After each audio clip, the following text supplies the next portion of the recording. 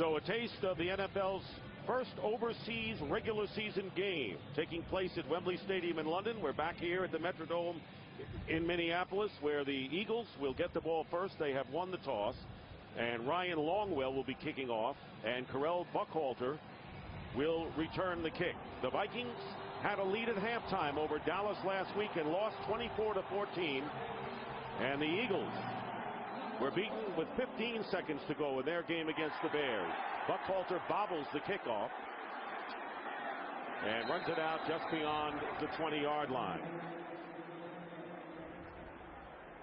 Both teams struggling with their offense this year, and for the Eagles mostly, as Brian mentioned, in the red zone. And here is Donovan McNabb, and he'll be going against Brad Childress, who is his offensive coordinator. In fact, both of his coaches are here today. From Syracuse, Kevin Rogers is the quarterback coach for the Vikings, and Brad Childress, his quarterback coach in Philadelphia. For the last 14 years, those two guys have coached him, whether they were with him or not. Still talks to him. First down on the 21. And there are 5 receivers lined up for this first down out of the shotgun in the empty backfield, and the pass complete to Reggie Brown, and a gain of 4 with Winfield on the coverage. In the spotlight for the Eagles today starts with the quarterback, Donovan McNabb. They have struggled in the red zone this year, scoring in only 30% of their plays. They have to get better production. L.J. Smith will help. All of his touchdown passes he's caught in his career have been in the red zone. And Trent Cole has emerged as the leader on the defensive line and will give Bryant McKinney, the Vikings, fits this afternoon. So we'll track those Eagles in the spotlight. Second down and 6.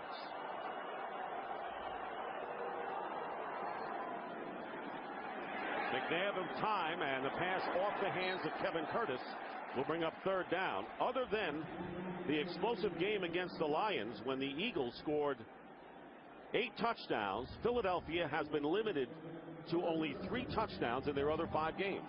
Well, they are not a good offense right now. And it starts with Donovan McNabb. I think the play calling has been fine from Andy Reid. The quarterback has to execute it. It looks like there's some confusion right now as about what personnel should be on the field. They're very late getting out of the huddle. Third down and 6 from the 24. Brent Selleck, the rookie tight end, number 87 in the lineup. Lined up to the left. And there is a whistle and a penalty, and Bill Carollo, our referee, will explain, and you kind of tracked that confusion seconds ago. Well, noise is going to be a factor. Dealing with the noise in the dome is hard. Philadelphia, prior to the delay of game. At the first team charge timeout.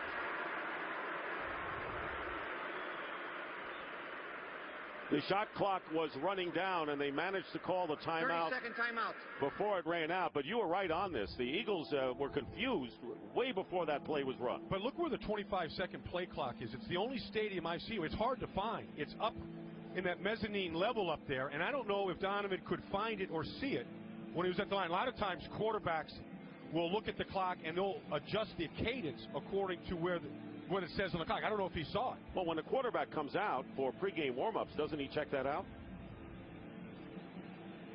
Well, I just think that right now it looked like Donovan had trouble finding it. That timeout called by Andy Reid as the time clicked off, but I think it started with confusion about personnel getting on the field. But that's going to be a story today. Dealing with the noise in a dome, even though they're a very veteran offensive line, just getting communication and on and off the field is a factor. So after the first timeout, third down and 6 once again for the Eagles.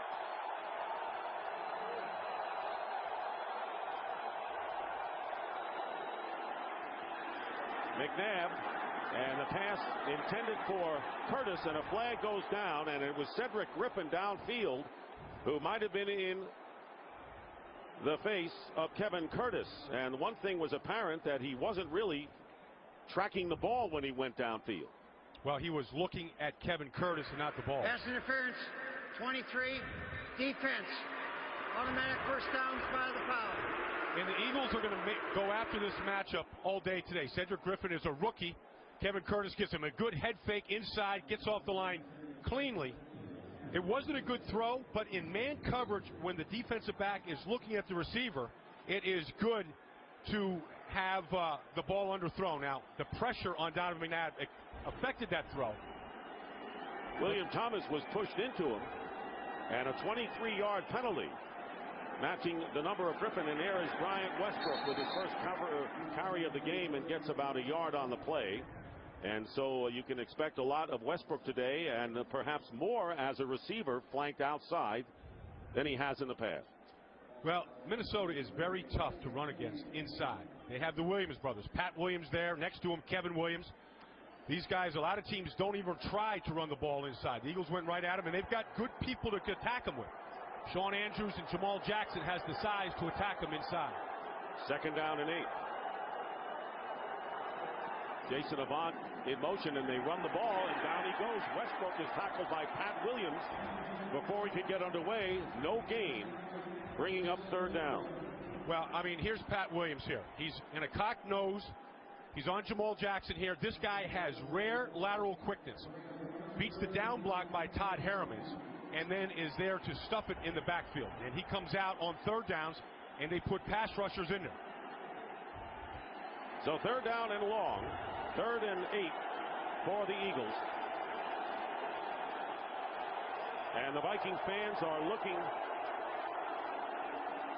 for a 4th down play. McNabb scrambling, firing, and the pass incomplete. Selleck was in position. The pass wasn't that accurate, and it was unable to be held, and that will bring up 4th down. It wasn't caught by Brent Selleck, and it should have been. But that was a good play by Donovan McNabb. That looked like McNabb. His ability here to avoid pressure. They only rushed 5. Ben Lieber on the outside. Now he takes off. This is what McNabb can do. Kind of extend the play. That ball should have been caught by Selleck. It should have been a 1st down. That didn't help their quarterback out.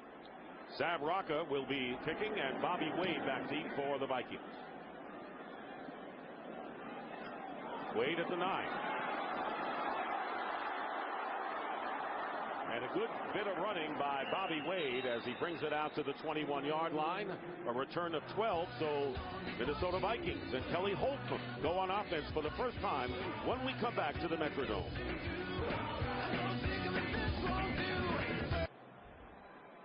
And welcome back to Minneapolis. And Kelly Holcomb, the 11-year veteran, that is his record as a starter. 0-2 this year as a starter, losing to Kansas City and Green Bay as the Vikings lost by a total of 10 points. Minnesota starting from the 21, and here's Adrian Peterson. And Peterson picks up a couple of yards on his first play of the game. In the spotlight for the Vikings today, it starts with Kelly Holcomb, who's just making his 25th career start in 11 seasons, his 3rd this year for the Vikings. And Adrian Peterson, just saw him carrying the first play, leads this league in rushing. He is now their starting tailback, and Kevin Williams on defense makes this defense go. He makes the defense special with his playmaking ability up front. So Peterson starting, and not because of any injury, but getting the nod finally and getting the call here, and the Eagles are right there with a minimal gain of 1 yard, and Broderick Bunkley makes the play right now. Dick and Baldy. All right, but draggled Rams strike first, Brian. Well, Cleveland's got the 32nd ranked defense in football. If they're not going to move it against the Browns, they're not going to get it done this year. 3rd down and 9, and Chester Taylor makes his first appearance in the lineup. And Holcomb gets some time and completes the pass to Sidney Rice, the rookie from South Carolina. Flag goes down late from upfield. It will be a 1st down pending the call. And Quinton Michael, the safety who's starting once again for Brian Dawkins for the 5th straight game, making the play. Personal foul, unnecessary roughness, 27, defense. 15-yard penalty, automatic 1st down. See. All right, tackled by Will James. And here comes Quinton Michael here. And they're saying that he was down on the ground when he came and put the shoulder into him. So he's about a second late right there, and probably a good call, but a costly call. 12 yards plus the penalty tacked on, and a 1st down for the Vikings on their 49. Adrian Peterson comes back in the game.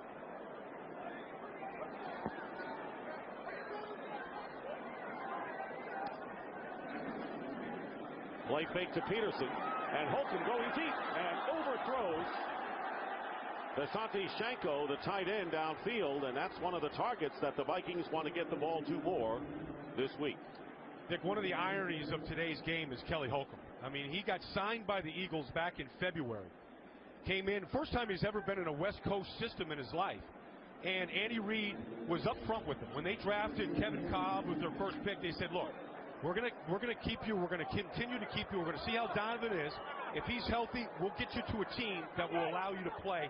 Here he is in the Vikings playing against Andy Reid and the Vikings and the Eagles. And exchanged for a 6th-round draft pick. 2nd down and 10, and a pass thrown underneath to Bobby Wade, who's hit and tackled immediately at the 45 of the Eagles, a gain of 6. Andy Reid liked Kelly Holcomb. He thought he was funny, but he thought he picked up the offense very quickly. So whatever success he has in this offense today, a lot of it was because of his off-season program he spent with the Eagles, learning the terminology, having Andy work with him, Marty Morningway working with them every single day. He was what they call a quick study. And going against the Jim Johnson defense, a guy he was associated with during his days with the ball with the Indianapolis Colts. Correct. 3rd down and 4. Wade coming toward the line, and the pass is batted down at the line, but there's a flag thrown. You can see it at the 47, and it'll be an offsides penalty against the Eagles, and that would give the Vikings a 1st down. Offside, 24, defense, 5-yard penalty, 1st down. Sheldon Brown, costly penalty there. Yeah, you're going to see Sheldon Brown is right here. And he is across the ball here. So he lined up all sides trying to get that jam on Sidney Rice. That's the 2nd defensive penalty on this drive.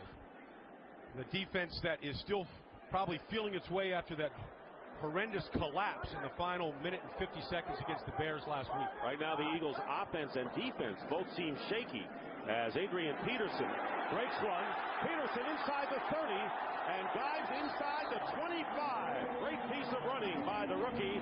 Sheldon Brown finally puts an end to it after a 16-yard gain as the Vikings threaten to the 26 of the Eagles. Anything that you've heard about Adrian Peterson to this point isn't enough.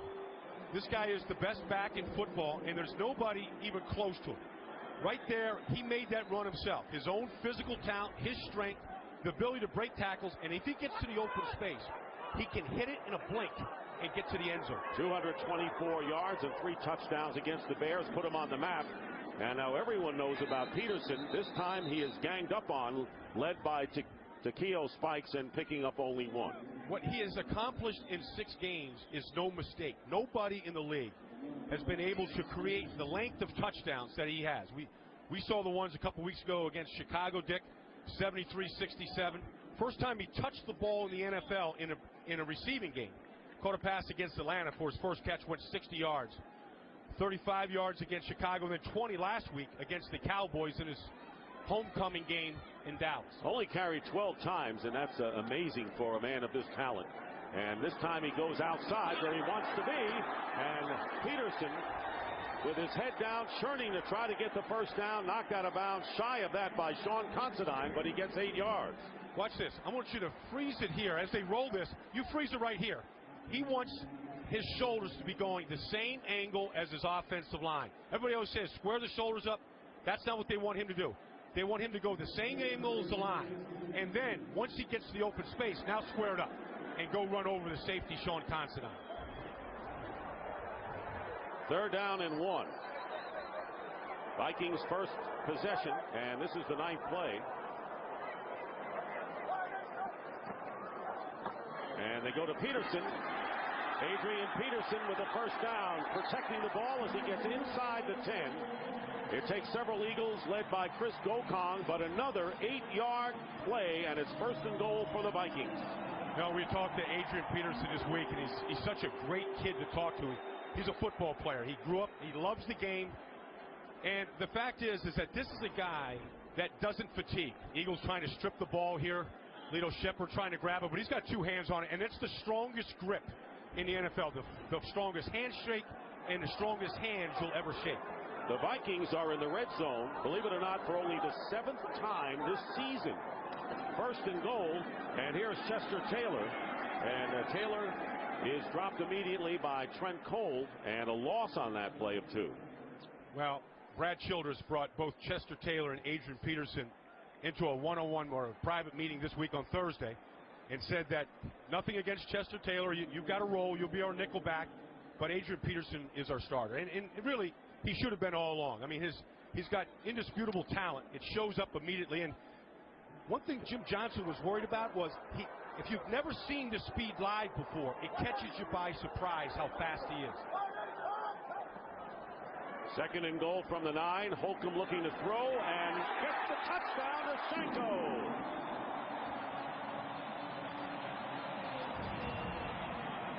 Nine-yard strike from Kelly Holcomb to Visante Shanko, and you couldn't draw up a better drive than the Vikings just executed. There's a 2 tight end set right here.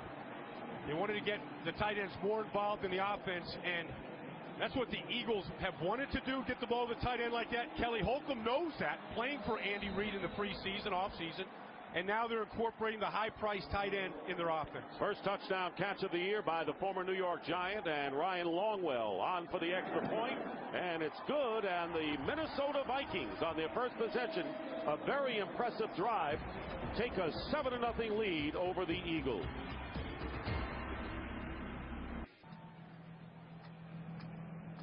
The Vikings draw first blood against the Eagles lead at 7-0.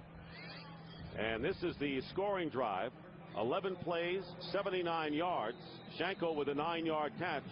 And Peterson, 34 yards and 6 carries. And that comes out to nearly 6 yards. Look at this. And an onside kick. And it's anyone's ball. And the Vikings have it. The Vikings recovered the onside kick. And they had 2 chances before they got it.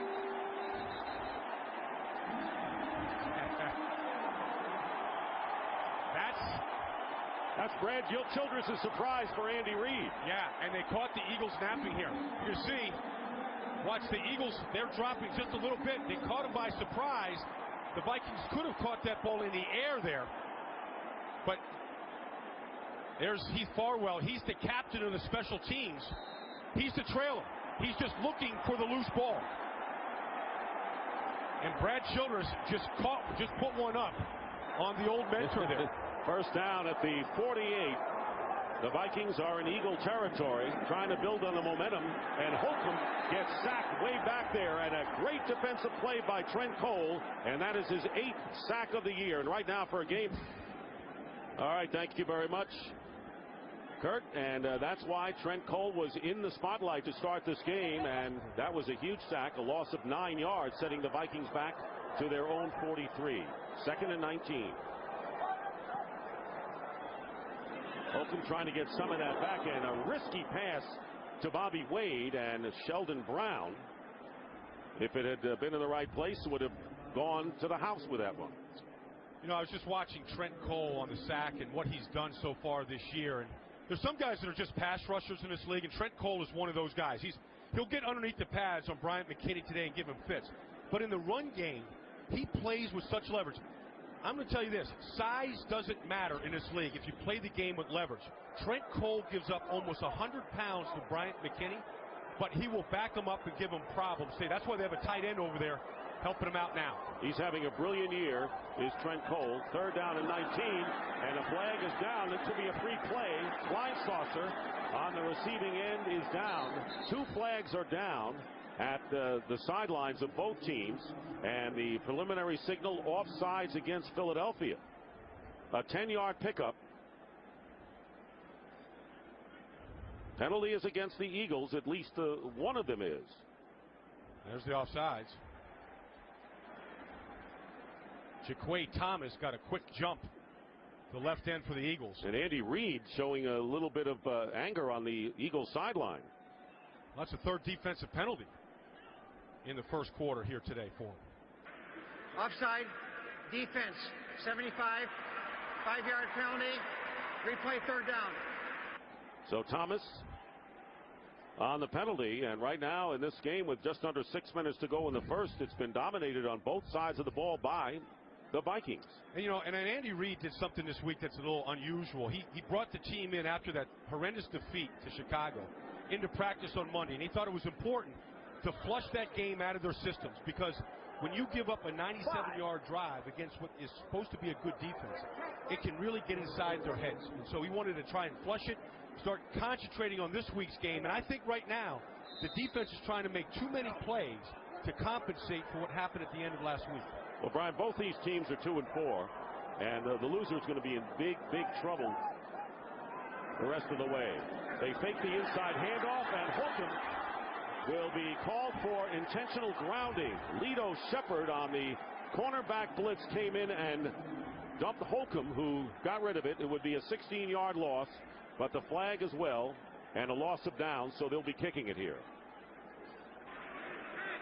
All right, intentional grounding, number 13 on the offense.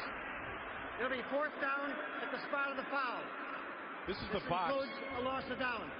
This is a box that Kelly Holcomb has to get out of just to dump the ball and get it away. Eagles run a zone blitz here. Jaquay Thomas comes from the inside and Lito Shepard from the outside. He was just trying to dump the ball to avoid the sack, and that's the right call. Good design of that blitz by Jim Johnson. That's what Jim Johnson is all about. And you're always going to see a blitz you never saw before. Chris Cluey, who has just signed to a 6-year extension on the punt, and Reno Mahe at the 13, returning for the Eagles. The Eagles haven't really broken one in the punt return department this year. They got 13 yards on that one, and we'll get the ball when we come back to Minnesota with the Vikings up by 7.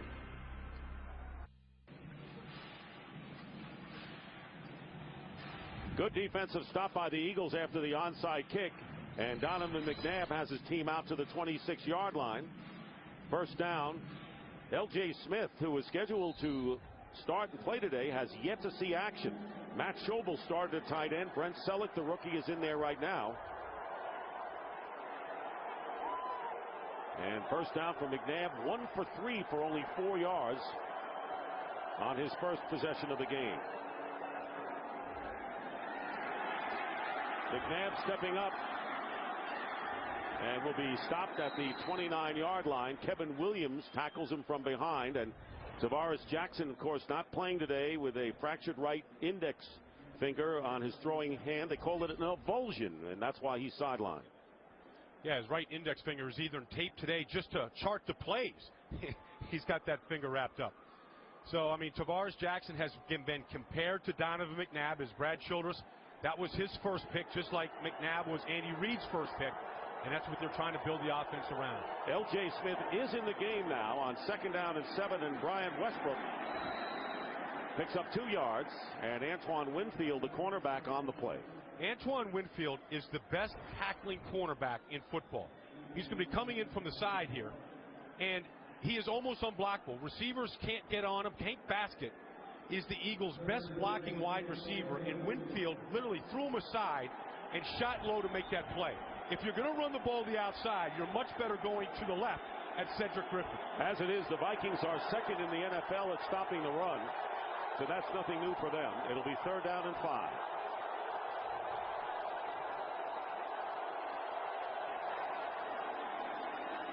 McNabb, and a catch is made by Greg Lewis, and Lewis gets down to the 20-yard line.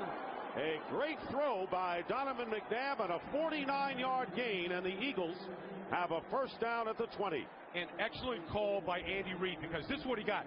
He got E.J. Henderson coming back here to cover this slot receiver, Greg Lewis. It's a mismatch. It's all about matchups. Andy Reid against got Greg Lewis, a little thought about receiver with the Eagles offense right now against the middle linebacker, and clearly won that matchup, and one of the best throws by McNabb all season. Officially 50 yards, the second longest of the year by the Eagles, and Westbrook going up the middle gets to the 14 and a gain of 5. So this is where all eyes are on the Philadelphia Eagles in the red zone, where they have struggled mightily all year. And not just struggled, but it's been the difference between them being 2-4 and maybe 4-2 and 5-1. I mean, they lost last week's game against Chicago because they couldn't convert. And you could say the Redskins and the Green Bay Packers game as well. The play caller, Marty Morningweg, right there. And when you pick up 6 yards on first down in the run game, it helps. Second down and 5. Westbrook, and he runs right into Pat Williams. And no gain, maybe a yard is all. And that will bring up third down and about 5. Well, here's Pat. We circled him already. You can circle him every time he's in there. If you're going to run at the Vikings, that is a hard place to run for a couple of reasons. One, you've got Kevin Williams inside. And then two, the reason why they're one of the worst pass defenses in football is their linebackers sell out against the run to stop it. And so play action pass is huge at this part of the field and against this defense. And this play is huge for the Eagles, who need to get inside the 9 to keep the drive going. And this pass is caught by Matt Schobel at the 2. And the Eagles will have a first and goal. And Schobel, who caught a touchdown pass last week with 5 minutes to go against the Bears, a lead that the Eagles relinquished, puts the Eagles in great shape here. And tight end is a position that the Vikings have a hard time covering. 48 catches by tight ends against this team the first 6 games of the season because they give up so much. Now there's L.J. Smith. Watch him on this play here. 12-yard pass setting this up. Terrell Buckhalter, and nothing doing. Trying to go off right tackle. And under a minute and a half remaining. It'll be second down and goal after that play. No gain. You know what they call that, Dick? They call that a tough way to make a living. That is a tough way to make a living, running inside against those guys. You're not going to move them, and the linebackers really are there to support them and help them. Play action pass and getting the ball to the outside is the way to defeat this team in the end zone, in the red zone here. That's Hank Baskett, number 84, lined up as a single receiver up at the top. Westbrook is back in the game. Play action. And here is McNabb, and McNabb trying to get it to Schobel. And if he had caught it, he would have been at the 2-yard line. And good coverage by Ben Lieber, the linebacker. So that will bring up third and goal. The Eagles' tallest wide receiver and best jumper is Hank Baskett. And we just circled him there, Dick. And Andy Reid doesn't like to throw fade routes. You know, that's where you get the one-on-one matchup and you just throw a jump ball. But he said Donovan doesn't really throw the ball that well like that. He doesn't throw a good fade route. And then the receivers don't run him very well, so they don't call him. Ninth play of this drive. Brown going in motion. McNabb on third down and incomplete. L.J. Smith, the intended receiver, way at the back of the end zone. And Chad Greenway, the linebacker, doing a good job bringing up fourth down. And once again, the Eagles can't get a TD in the red zone. And they had the player open. They had L.J. in the back. This is a throw you have to make. Nobody sees him, and it's too high. I mean, Donovan is completing 38% of his throws in the red zone. It's a tough throw, no question about it, but you have to make that throw. That should have been a touchdown. And again, they continue to stifle themselves because they're not making the throws that are there. So now David Akers will try to give the Eagles some points. This will be a 20-yard field goal.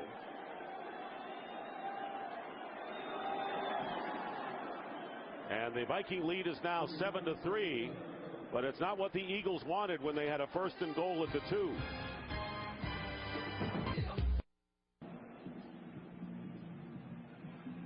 Here's the Eagles' last third down play here. You're going to see that L.J. Smith is right here at the line, and he's going to run a route that's going to get behind the linebacker. Now, you got to throw the ball with anticipation here. Right now, the ball's got to be thrown. Here's the spot it's got to be thrown to, with anticipation and leading the receiver. That ball is a moonshot, caught a little helium, and those are the types. Andy Reid said that everything happens faster, and so you have to think faster and you have to get rid of the ball quicker right there. And Marty Morenweg talking about that with Donovan McNabb as the Eagles. David Akers kicking off. Troy Williamson returning. Adrian Peterson not returning the kicks now that he is a full-time starter. And a flag is down, and Williamson brings it out to the 30. And there's a penalty marker back at the 30-yard line downfield. Offside on the kicking team, number 38. It'll be a 5-yard penalty from the end of the run. First down. Minnesota will keep the ball. Timeout.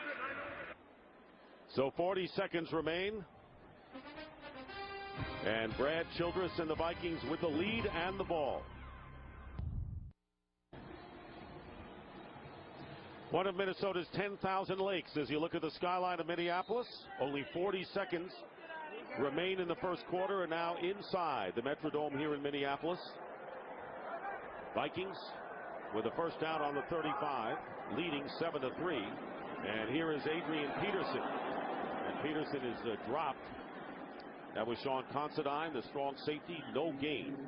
That was a very good tackle by Sean Considine right there in the open field, because if he doesn't make that tackle, and that's one thing the Eagles have to do today, you've got to go for that outside leg of Peterson. If you miss it, you got to turn it to somebody else, but you've got to be aggressive. You cannot break down and get into good form tackling against this guy, otherwise he'll make you pay. We asked Adrian Peterson what would be ideal for you. He says 25 carries, not touches, carries. Well, he has 7 thus far, and that is the end of the home. Brian Boldinger, the Vikings, in front of the Eagles 7-3. It'll be second down and 10 on the Minnesota 35.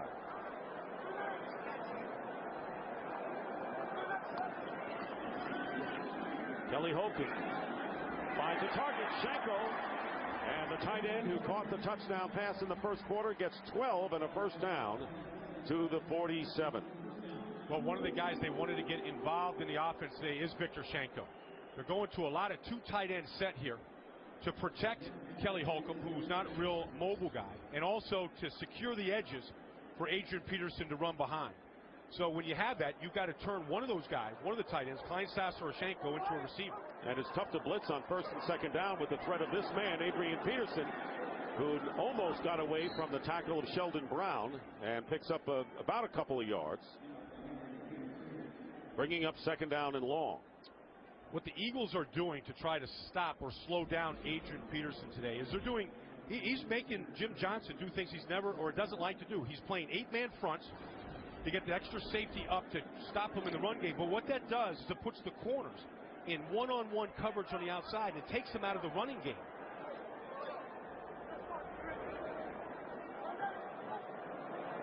Second and 8 as Richardson goes back to the fullback spot to block for Peterson, and Peterson is upended as he gets to midfield.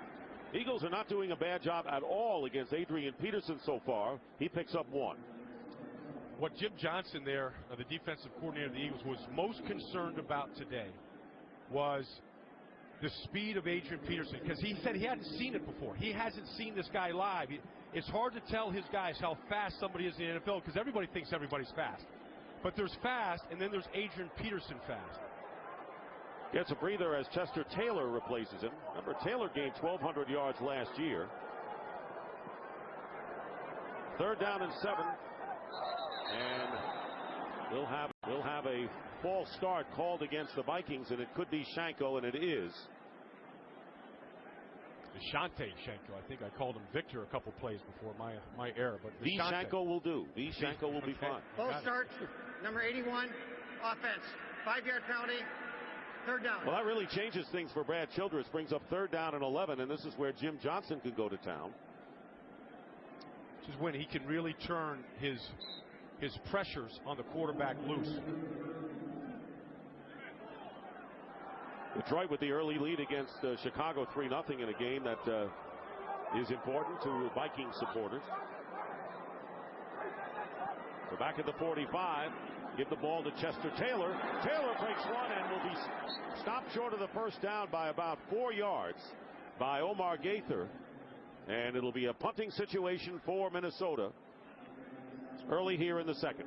On third and long or second and long, the Vikings will play Chester Taylor at running back because he's a better pass protector against those pressures that Jim Johnson will come with. Now, when you run it, you're hoping that you catch him in one of those blitzes and you run right by it.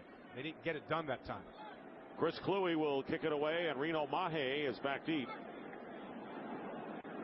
Mahe's longest punt return, 32 yards so far this season.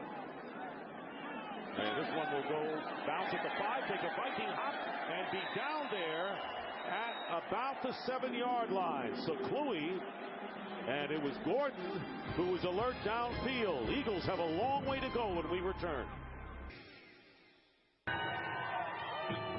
Chris Kluwe, who leads the NFL NFL punters now with 19 kicks inside the 20-yard line. We mentioned his contract extension. And a good play made by Gordon downfield. Donovan McNabb starting from the 7-yard line. Will throw on first down. He has a lot of time, and he dumps it out to Westbrook.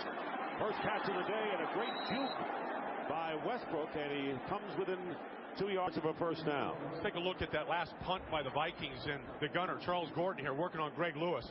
They're going to double team Gordon eventually. But this is just good hustle here. This is a play that you don't get to see very often, but the field position that the Vikings just put the Eagles in it's that type of effort that makes the team go a long ways and keeps that ball out of the end zone. Second down and 2 for the Eagles. They have Westbrook and Buckhalter in the lineup at the same time, and Westbrook comes out split to the left. They dump it off on the screen to Buckhalter. First down, and Carell Buckhalter is tackled at the 21, 6-yard gain and a first down. And right now, thanks, Kurt. That's what red zone offense is supposed to look like right there.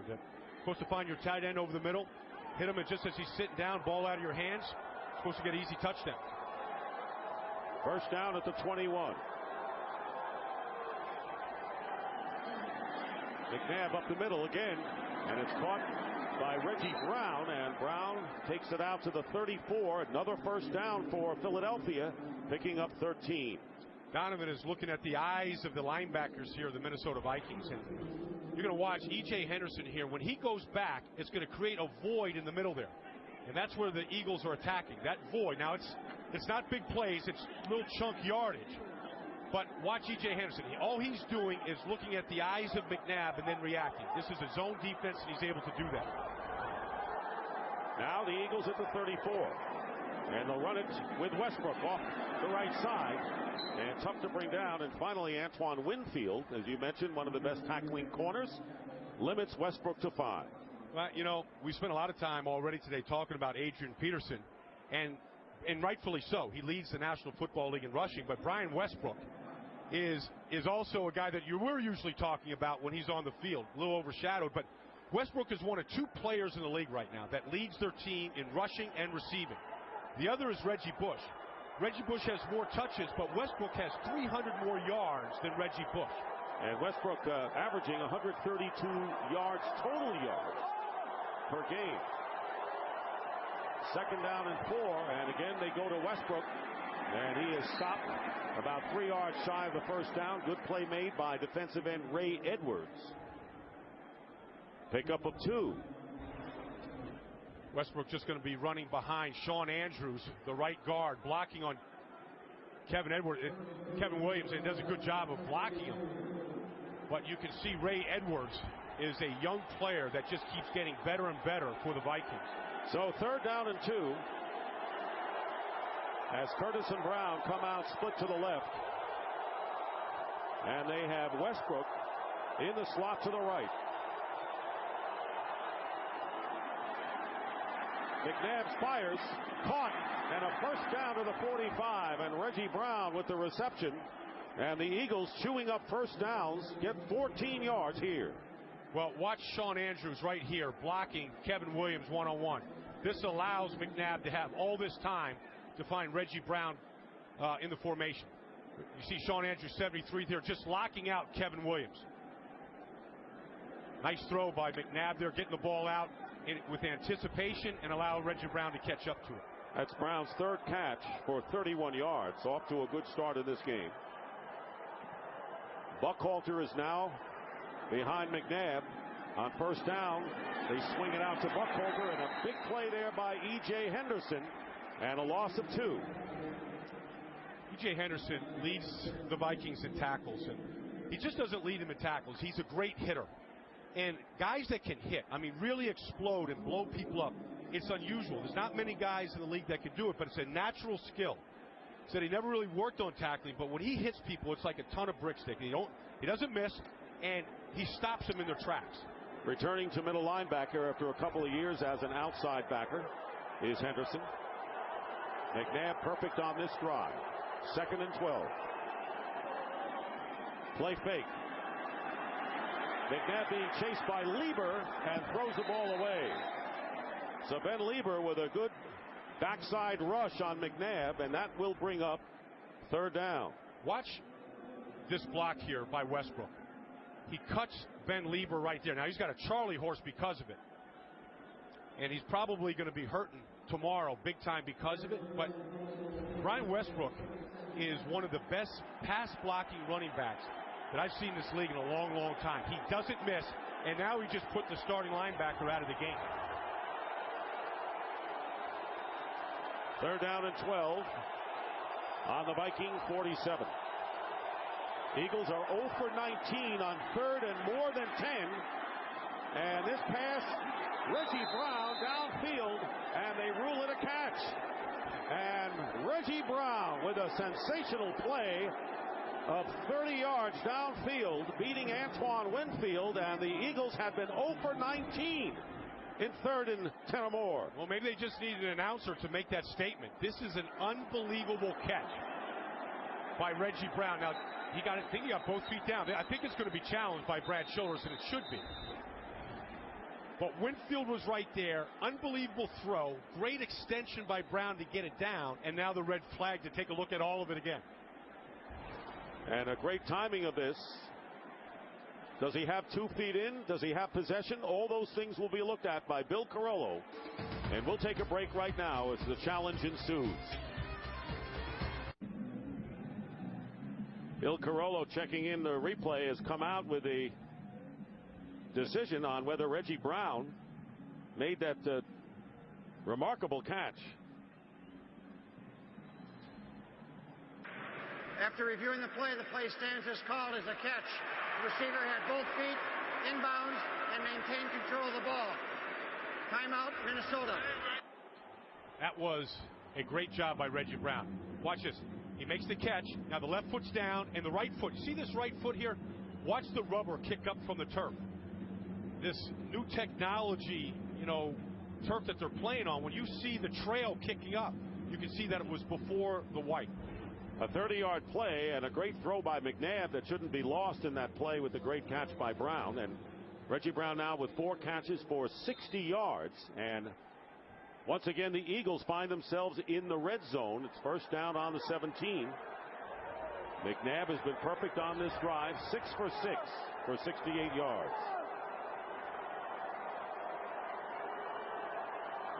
It's 6 for 7. 7 for 8. And a pass caught by Reggie Brown. And a couple of yards shy of the first down, but gets inside the 10. The Eagles are the 8th ranked offensive football team out there, but they're way down in points. And this is the area of the field that they have bogged down in. And Andy Reid said this week to us, Dick, that he thinks the whole field is the red zone, that you just can't put it inside the 20. You've got to think that you're going to score on every drive and not make this a mental hurdle when you get down here. Second down and 3. Hand off to Westbrook. First down. And Westbrook just outside the 5-yard line. E.J. Henderson making the play. So it'll be first and goal once again for the Eagles, who trail 7-3.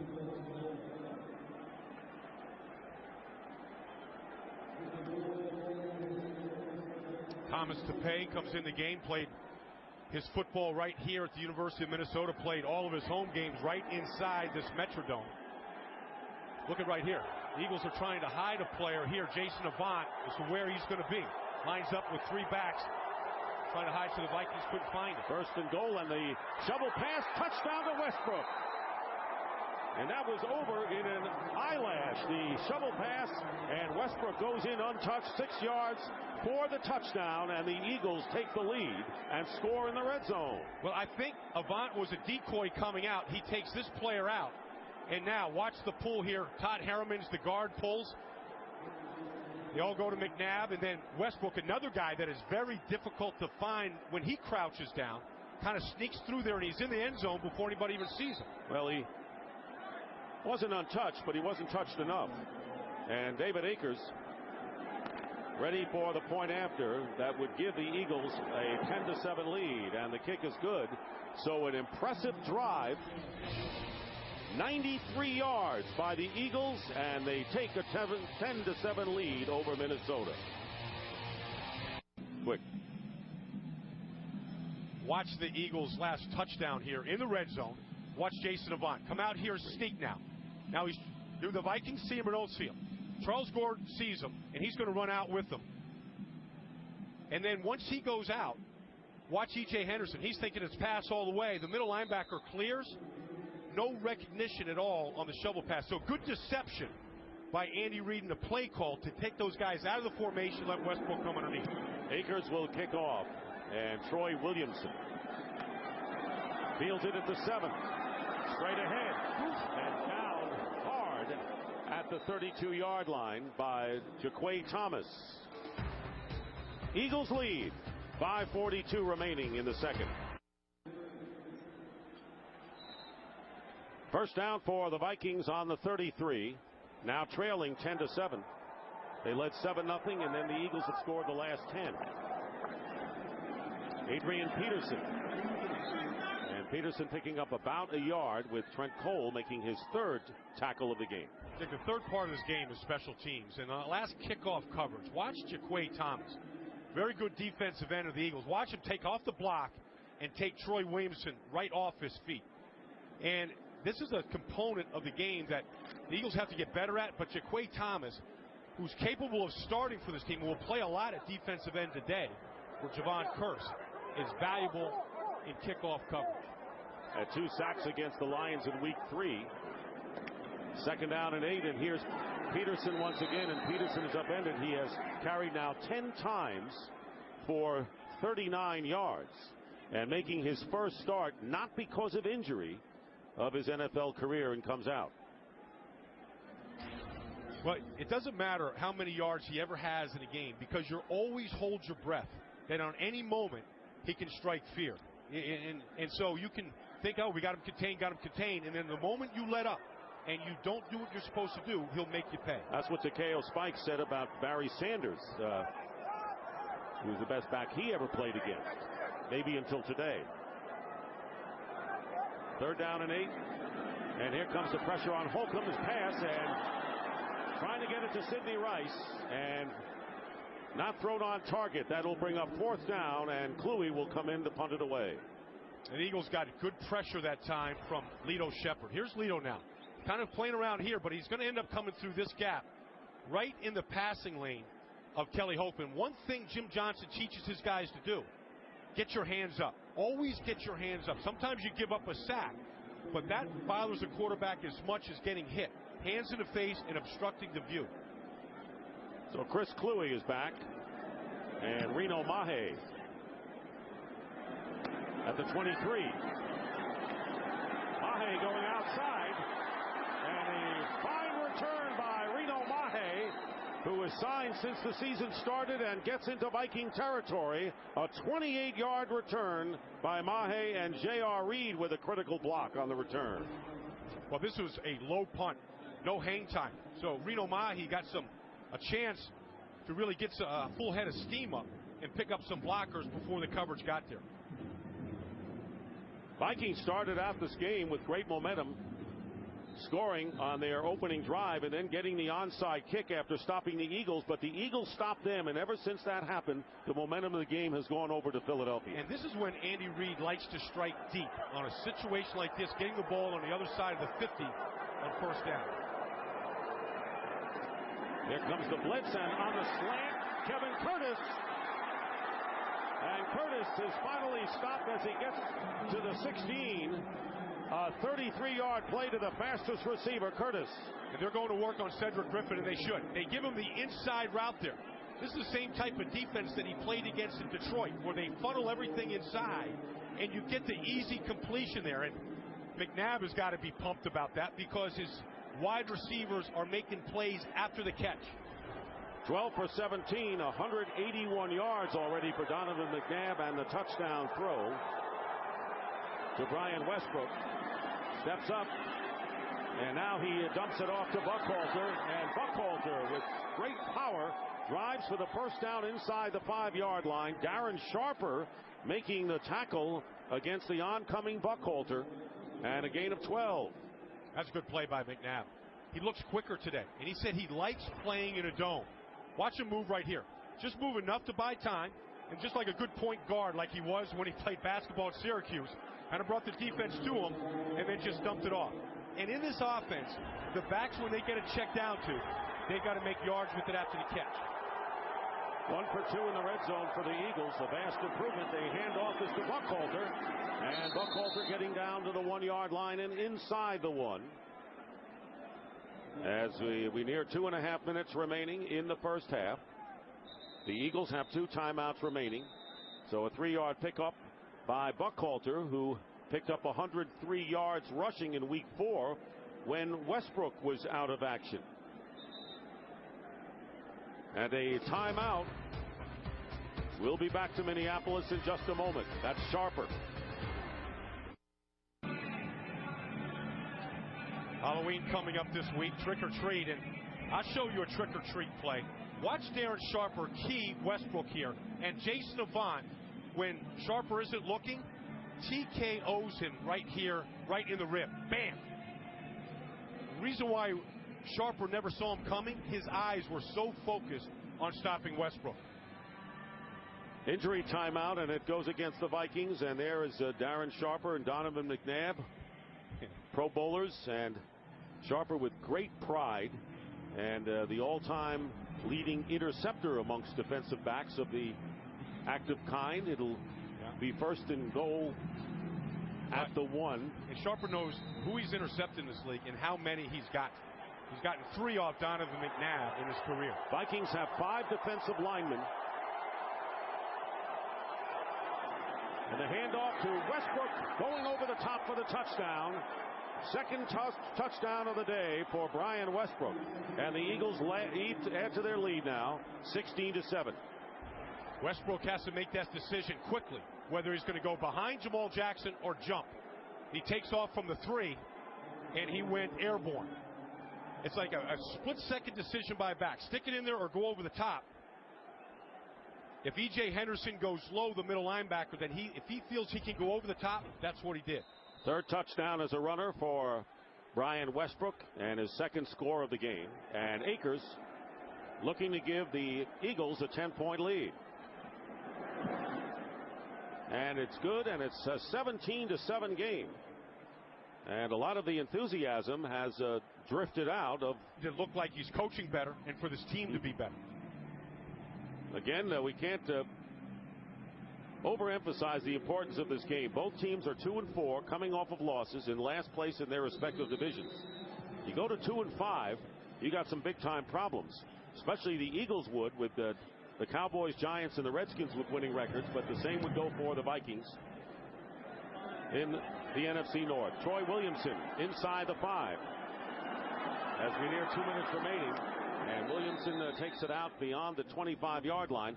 Joselio Hansen making the play. Well, what does 2-5 mean? Well, since 1970, teams starting 2-5, only 3 have made the playoffs, and the last one were the New York Jets, who finished 9-7, the Lions in '95, and the Saints back in 1990. I remember that playoff game in Philadelphia. The Lions came to town after getting to 10-6. Scott Mitchell was the quarterback. Barry Sanders was there, and the Eagles took him apart. Scored over 50 points in that game. Holcomb starting from the 27-yard line. And the pass out in the flat to Chester Taylor is incomplete. The Vikings have only thrown for 30 yards thus far, and therein lies their Achilles heel. Vikings have not been able to throw the ball effectively this year. Big disparity between their ability to run. They're first in the NFL in rushing, but 30th in passing. Second down and 10. 11 seconds away from the 2-minute warning. Inside handoff to Taylor. Chester Taylor tripped up just before he got to the first down by Monte Rager. And we're down to the 2-minute warning here in Minneapolis. Vikings with the ball, and the Eagles leading the Vikings by 10. 2 minutes remain in the first half, and Donovan McNabb having a terrific first half, and he was leaving our meeting room, and we asked about playing indoors. He says, I love playing indoors. He brought that out, Brian, but he hadn't played in this stadium since his college days at Syracuse against the University of Minnesota. 2 minutes to go in the first half. 3rd down and 1 on the 36, and the handoff to Chester Taylor, and Taylor will have enough for the first down, picking up 2 yards. The Vikings have 2 timeouts remaining. One guy missing from this Eagle defense over the last 5 weeks has been Brian Dawkins, out with a neck injury. He's been practicing with the team with his helmet on the last couple of days this past week. Saw him warming up with Otis Smith before the game, getting his conditioning in. I hope to get a lift when he gets back. First down, they spread it out, and Slipney was the receiver. The pass is intended for Ferguson, and a flag goes down. Lito Shepard covering him, but Robert Ferguson had slipped before the ball got to him. And that's exactly what happened. He slipped, and then Lito Shepard fell on top of him as he slipped. Pass interference, 26, defense, automatic first down. Kind of inadvertent. That's exactly what it was, Dick. It was inadvertent. You're going to see Ferguson running a comeback here. He's going to lose his footing. Now, he's slipping there. That's just that's a bad call on the outside. I mean, I don't know. Lito Shepard really can't play that any better. He didn't knock him down, didn't put him to the ground. Ferguson did that himself. From the 48 of the Vikings, first down, and Holcomb is going deep for Ferguson. He's got it, and out of bounds inside the 20. They go back to Robert Ferguson, the former Packer, and he beat Sheldon Brown to 35 yards. This is why Chester Taylor is in passing situations right now. His block off the edge to give Holcomb time against Takeo Spikes allowed Holcomb to get the ball down the field. So a first down on the 18. Solid protection. You just can't go to sleep on these guys. You don't throw it down the field a lot, but they catch you by surprise when they do. Vikings trying to come back. It's been 17 unanswered points for the Eagles. And here is Holcomb. And his pass is tipped away by Brown, trying to get it to Wade.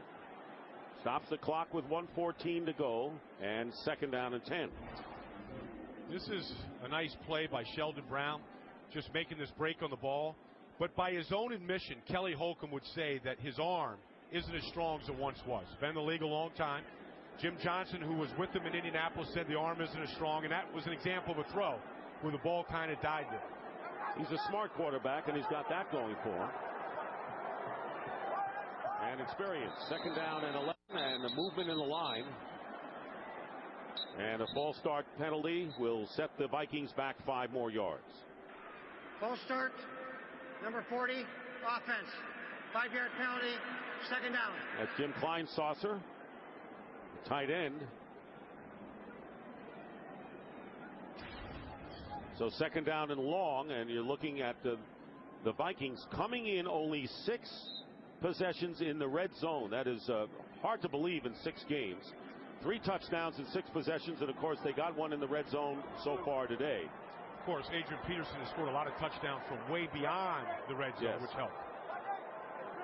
Wade went in motion wide left. 2nd down and 15, and the pass thrown hard to Taylor up the middle, and now it's 3rd down. So the Vikings offense and the big pass to Ferguson, and now they've stalled all of a sudden. That's great recognition by Trent Cole.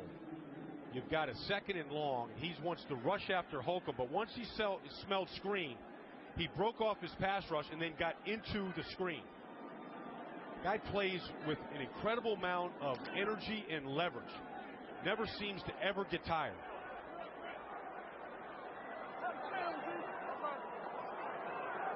Third down and 15. And once again, 3 receivers line up to the left. Holcomb stepping up.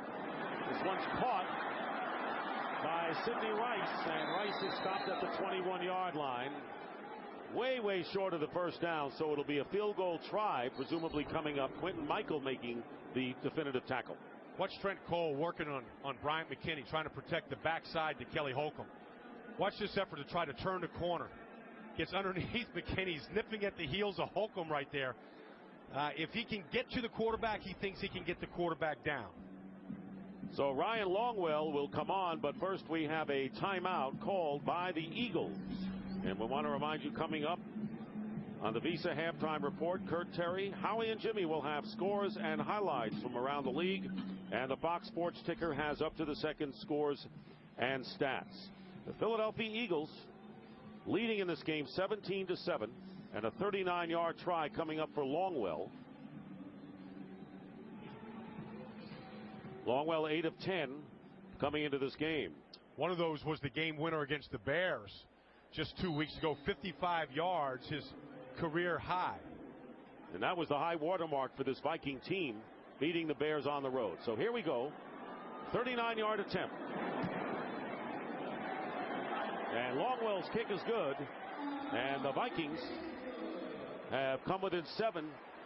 Eagles lead at 17-10 with 58 seconds to go in the first half. Well, to be pitching for the Red Sox, who was diagnosed with lymphoma last August. Went to treatment in his home state of Washington, returned to AAA, and then came back to pitch for the Red Sox late in July, and will be on the mound to try to hurl a sweep tonight. Yeah, did you stay up to the end last night, then? I did. Make it yes. 4 hours and 19 minutes? The longest World Series game in history. Yeah. Thought the Rockies might make a game of it when they came back 6-5, but then the relief of the Red Sox is shut them down at that point. Good day on Fox, though.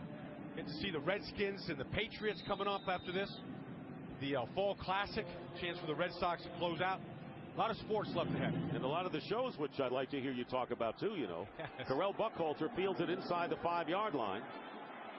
And Buckhalter is hit, bounces off the tackler, and gets a few extra yards. Playing inspired football is Buckhalter, and that was a 21-yard return. So 51 seconds to go, and the Eagles with 1 timeout left. The way McNabb is throwing the ball right now, I think you got to put it in his hands. You got a timeout, you got 51 seconds. I think you got to take a shot. Normally the Eagles like to start with a short pass, a screen, or something like that, just to kind of get some positive yards and get started. Westbrook is a good guy to get it started with. There you see, since the first quarter, you just have to look at his face to see how confident and assured he looks right now, Brian. Ever since he missed L.J. Smith in the end zone at the end of that drive, he's been on fire.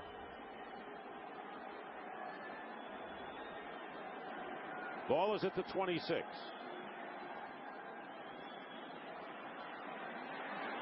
And he goes up the middle, and Westbrook is there for a gain of 7.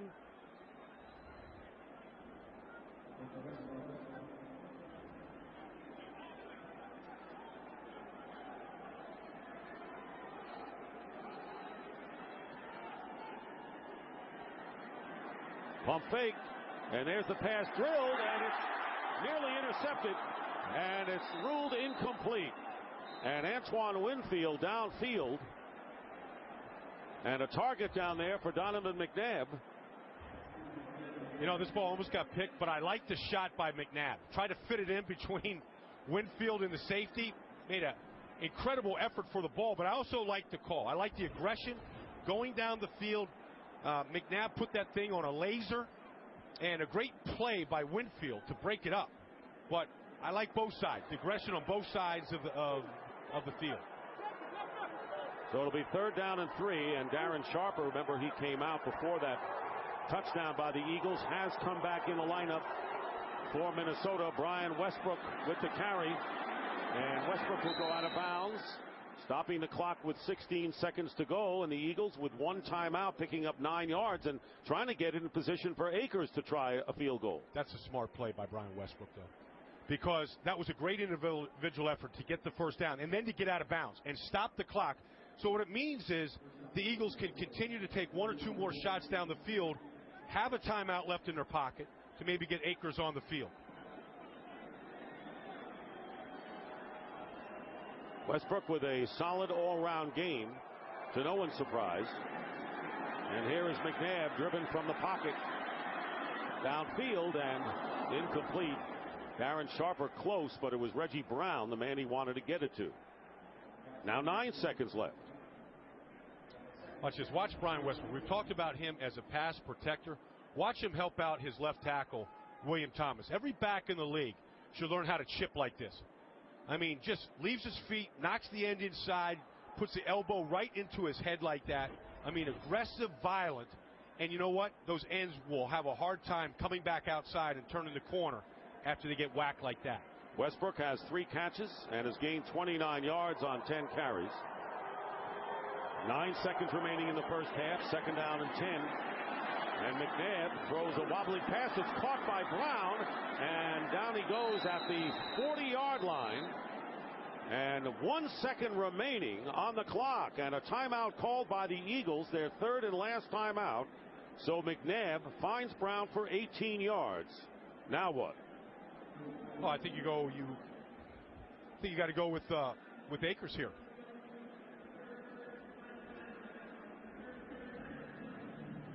So now Akers is coming on, and of course at a time like this you always have to, looking at the new style freezing of the field goal kickers just before the center snap, and we'll see if Brad Childress has anything like that in mind. Well, Akers has made a kick this year from 53 yards. This will be 59. All right. So, I mean, but you know what? It's indoors. There's no elements. You don't have to worry about a crosswind or bad footing or anything else like that. You know, you give it your best shot here. And believe me, they wouldn't have this a chance for this kick if it wasn't for Westbrook getting out of bounds a couple plays before. How about this? David Akers kicks better outdoors than indoors. Oh. So a 59-yard. See if Brad Childress wants to try and call a timeout here while they're in the motion. He does it, and there's the kick, and it is going to be wide right, no good. And that will end the first half with the score. The Eagles 17, the Vikings 10, and Fox NFL Sunday continues with the Visa halftime report after these messages and a word from your local Fox station. David Akers will be kicking off, and Adrian Peterson is going back to return his first kick of the game. Peterson has gained 39 yards on 11 carries for a 3.5 average. Started the game nearly 6 yards a clip. And Akers gets this second half underway, kicking it away from Peterson. And Peterson fields it and goes out of bounds at the 1-yard line. And that's where the Vikings will take it. Do you let it go out of bounds? If it goes into the end zone, in any event, that's where they are. Brad might want to replay this or review it to see if the ball was out of bounds first. First down. If he catches it inbounds and then goes out of bounds, then the ball's right where they spot it. No. Looked like he did. No, that was about as bad a decision as you could possibly make in that part of the field. Great job by David Akers to pin it in the corner. So talk about worst case scenario. And now comes the challenge. And Brad Childress, who has already challenged once, this would be his last challenge if he throws the flag. He's talking to his people upstairs who are taking a look at it. Is it worth it to throw it? He's trying to buy some time. You know, looking at that ball right there, the longest play in NFL history was by Tony Dorsett in that end zone, going 99.5 yards for a touchdown run in 1982. He's going to throw it. So here comes the challenge. That's where the ball is. Well, let's take a look. The ball's inbounds. Adrian picks it up. It's a matter of possession. Minnesota is challenging the ruling on the field that it was touched inbounds first. We'll review the play. Well, this is a huge challenge, and the last one that Brad Childress has when we come back. We haven't ticked off a second yet of this third quarter. And a challenge is going on. Brad Childress challenging, did Adrian Peterson touch the ball? Nothing to do with possession. Did he touch the ball before he stepped out of bounds in the field of play? And Bill Carollo replies. After reviewing the play, it's been determined the receiving team touched the ball in the field of play and then stepped out of bounds. The play will stand as called at the half-yard line. Minnesota is charged with a timeout and also charged with their second challenge. So that's empty pockets for Brad Childress. Timeout and no more challenges. I think what Brad was hoping was that Adrian Peterson's foot was out of bounds before he touched the ball, but it's clearly not the case. And whoever was watching the play for Brad Childress upstairs has got to make that declaration to him that it is not a challenge that you're going to win. So 1 second ticked off the clock, and that's where the Vikings will start from. And a team that has had problems moving the ball. They have 66 yards passing, 56 yards rushing. And they trail by 10. Anytime you're a defense and an offense has the ball inside the 1 yard line, you have to think about safety. You have to think about making a play on the other side of the line of scrimmage. Penetration is what can kill a play here. Any offensive penalty in the end zone is also a safety. Adrian Peterson. And maybe Peterson will get the call to try to bust one and get out of real danger. And it's the first handoff to the fullback, Tony Richardson, and he gets about a 1. So let's get the report from Dawn Mitchell down on the sideline. This is exactly what Brad Childress was telling me about. Self-inflicted wounds. He does not want it to happen again. We see it right at the beginning of the third. They also have to keep pressure on McNabb. As for Andy Reid, he said McNabb has been tremendous, but we've also had a chance to use our goal line package and finally use it effectively. And they, of course, want to keep their pressure up on defense. Back to you guys. All right, Dawn, and that's been the story of the game as the Eagles leading by 10. Andy Reid 3-0 against the Vikings, but all 3 wins coming in Philadelphia. It'll be 2nd down and 9. And Holcomb throwing from the end zone and has to throw it away and nowhere to go with it. Take a look at the Minnesota Vikings. First 5 drives, they started off in fine fashion, and then different story.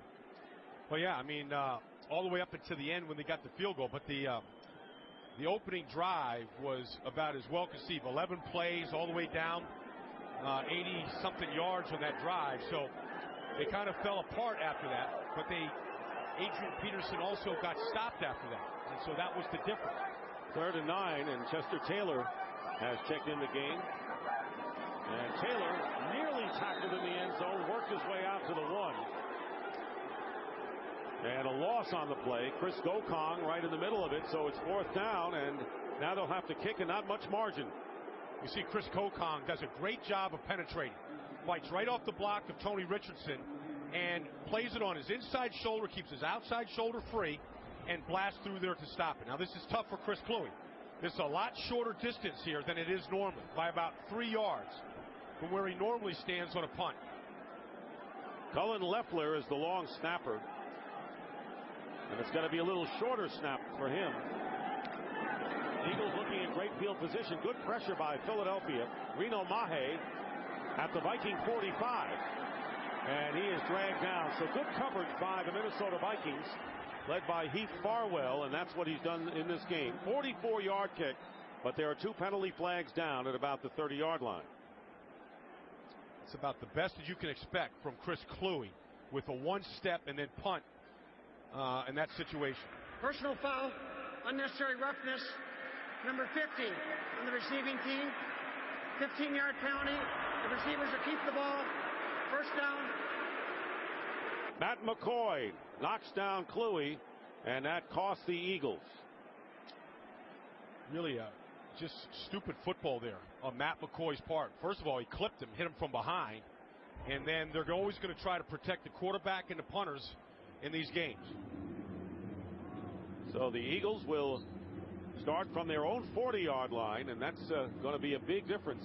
15-yard penalty. And that's Brian Dawkins there coaching them up, saying those are the kind of things that have us 2-4 this year. It's not the big items, it's the dumb ones. And Dawkins really still enraged over that play.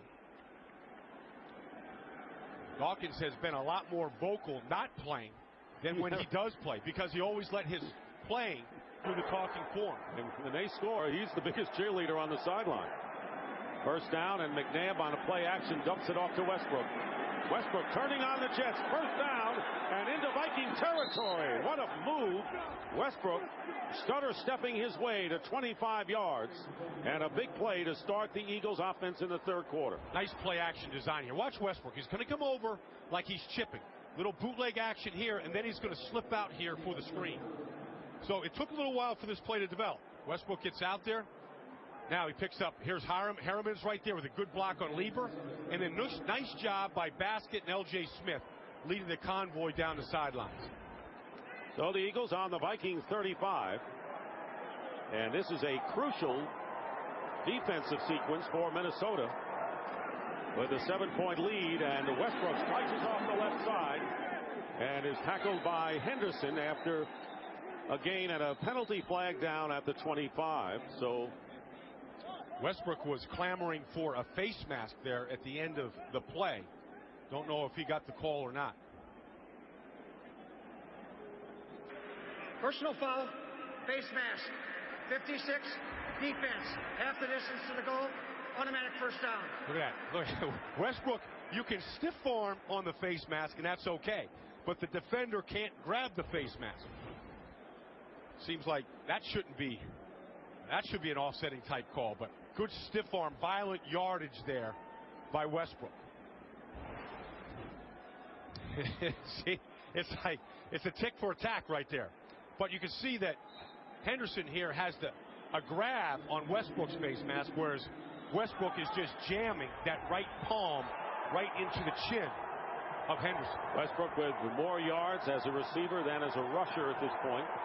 And a first down at the 15. Hand off to Westbrook and wrestled down by Henderson. No face mask there, just a good takedown after a gain of 2. In the third, Dick and Baldy. All right, Colts have won 11 consecutive regular season games and leading against the Panthers. Second down and 9 with 3 minutes gone by in the third. Here is McNabb spinning around and will take it and go out of bounds at the 7-8 yard line. We showed you the Vikings who scored on their first possession. And here's what the Eagles did is they finally cashed it in the red zone in this game. And that's the difference here. That's the whole difference in this game. They've gotten production down there today. 2 touchdowns. They got inside the red zone. They converted. The one that they didn't convert on, they kicked the field goal, and then they missed a 59-yarder at the end of the first half. So pretty good day so far. Hank Baskett to the left, and 2 tight ends for the Eagles. Third down and 3. And the handoff to Westbrook, and he is taken down by Henderson. Ray Edwards also in on the play, so a good defensive stop by the Vikings, bringing up 4th down, a loss of 1 for Westbrook, and the field goal team is on for the Eagles. That's tough. That's a hard call with those linebackers playing in the line of scrimmage like that. They just get more bodies than you have blockers. And the penetration stopped the play. So here's Akers attempting a 27-yard field goal. 1 for 2 in the game. And Akers' field goal is good, and the Eagles now lead by a score of 20-10, still early in this third quarter. Tonight on Fox. Well, on the left, that's what Peterson did the last time, touching the ball and stepping out at the 1/2 yard line, and he's back out there again, Brian. Well, it just shows you how desperate the Vikings are for a big play. If Peterson can deliver it, that you put a young player, a rookie back there in that situation again after he flubbed it the first time. But not just any rookie. No. Akers kicking it away from Peterson, and he'll field it at the 4. And Adrian Peterson is finally down at the 15. So let's see what the Vikings do. They need to get Peterson involved more, apparently, as the Vikes trail by 10. Back here at the Metrodome, Dick Stockton and Brian Baldinger. The Vikings trailing by 10, starting from the 15, which is better than starting from the 1, as they did the last time they had the ball. Holcomb on the slant, completes to Bobby Wade, first down. Dick, let's go back to that opening kickoff. After that kickoff when Adrian Peterson stepped out of bounds, watch Bill Carollo explain what he could have done. If you would have stepped out of bounds with your left foot and then fielded the ball, Adrian, you would have gotten the ball at the 40-yard line.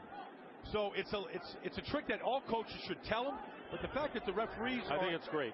It's a good thing. Great for Bill Carollo there. 13-yard gain, first down, Peterson. Not blocking, didn't have enough blocking there and was knocked back as Bunkley led the charge. No gain, bringing up 2nd down and 10. Jim Johnson, the defensive coordinator, said that the last time you seen a back this good, it was LaDainian Tomlinson about 4 years ago. They held him to 17 yards in that game. He said the same rules apply today. We have got to be in our gaps every single play. And on that play right there was a green hat in every gap, and there was no place for Peterson to go. 39 yards on 12 rushes, nothing as a receiver. So 39 yards won't get it done for the Vikings today. Holcomb drills it, and incomplete. Wade covered by Lito Shepherd. Now, the Vikings are last in the league in passing, and a lot of it is throws like that. Holcomb, who has more experience than Tavares Jackson, been around the league a lot longer, has got to make that throw. He's completing about 50% of his passes on the year, and it has to be up over 60% to be an effective passing team and a good quarterback. He was a backup to Peyton Manning with the Colts for 3 years. Didn't take many snaps. Not too many. Not too many. He's doing what Tavares Jackson was doing for a long time there. So the Vikings are his 5th team, and looking at 3rd and 10. Pressure, down he goes, and Jaquay Thomas having a big game for the Eagles, shaking up Holcomb. By the way, Brooks Bollinger is the backup quarterback, and Tavares Jackson the emergency quarterback. Tavares Jackson coming around the horn here. He beats the tight end Kleinsasser. Boy, and I tell you, Jaquay Thomas took his head, and drilled it right into the turf there. Loss of 11, and shaken up is Holcomb as he comes off the field. So the 11-year veteran, it's going to be one of the hardest hits he's taken from Middle Tennessee State, comes out of the game, and it's 4th down, and Kluwe will be kicking it away, and Reno Mahe will go back for the Eagles. So we'll be watching the Holcomb situation. Brooks Bollinger is the backup today for the Vikings. Kicking it away from Mahe, and the ball out of bounds. And it went out of bounds inside the 30. We'll see where they mark it.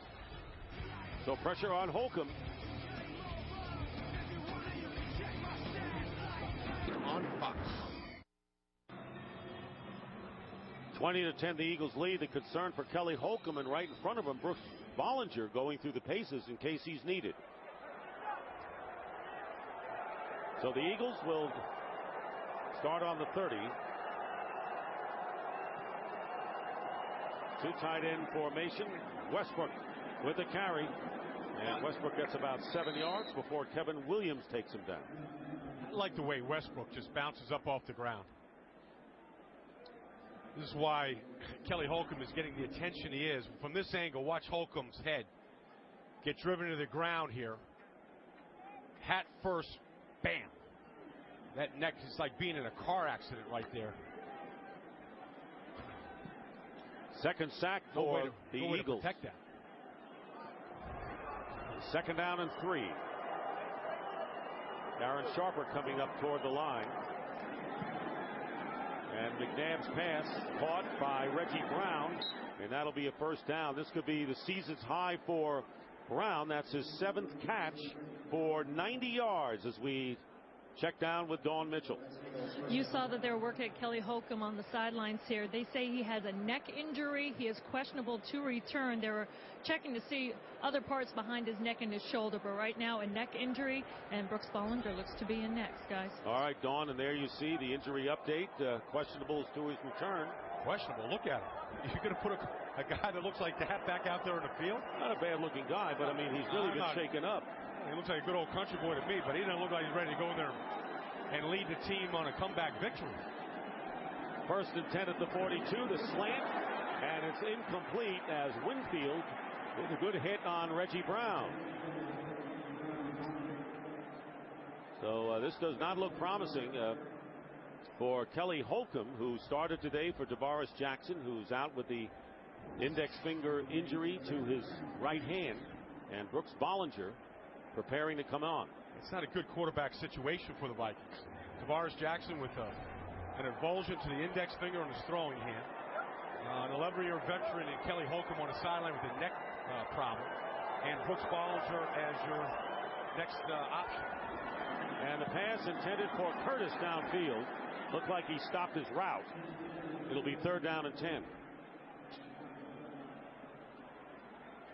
Kevin Curtis has been the go-to guy when they've gotten the ball down the field. That's been replaced by Reggie Brown, and that's the way this offense can be, the way it's supposed to be, is that anybody should be able to jump up and lead the team in receptions depending on what the defense is doing to you.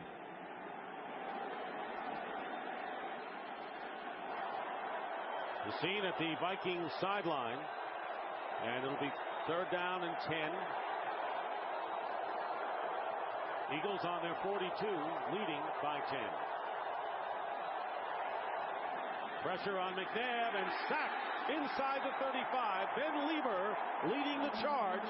The first quarterback sack of the day by the Vikings, and they lose 9 to the Eagles. Well, it looks like Westbrook is trying to get over there. He knows he's coming. He was just late getting there. He had to come from the left side, on the left side of McNabb, all the way in front of him in order to get there. Like they should have probably shifted him over there before the snap, made it a little easier to make the block. Sav Rocca, native Australian, kicking to Bobby Wade. Wade at the 26. And the Eagles with terrific coverage knock them down at the 30 thanks to J.R. Reed. Vikings take over. Do we see a new quarterback? Yes.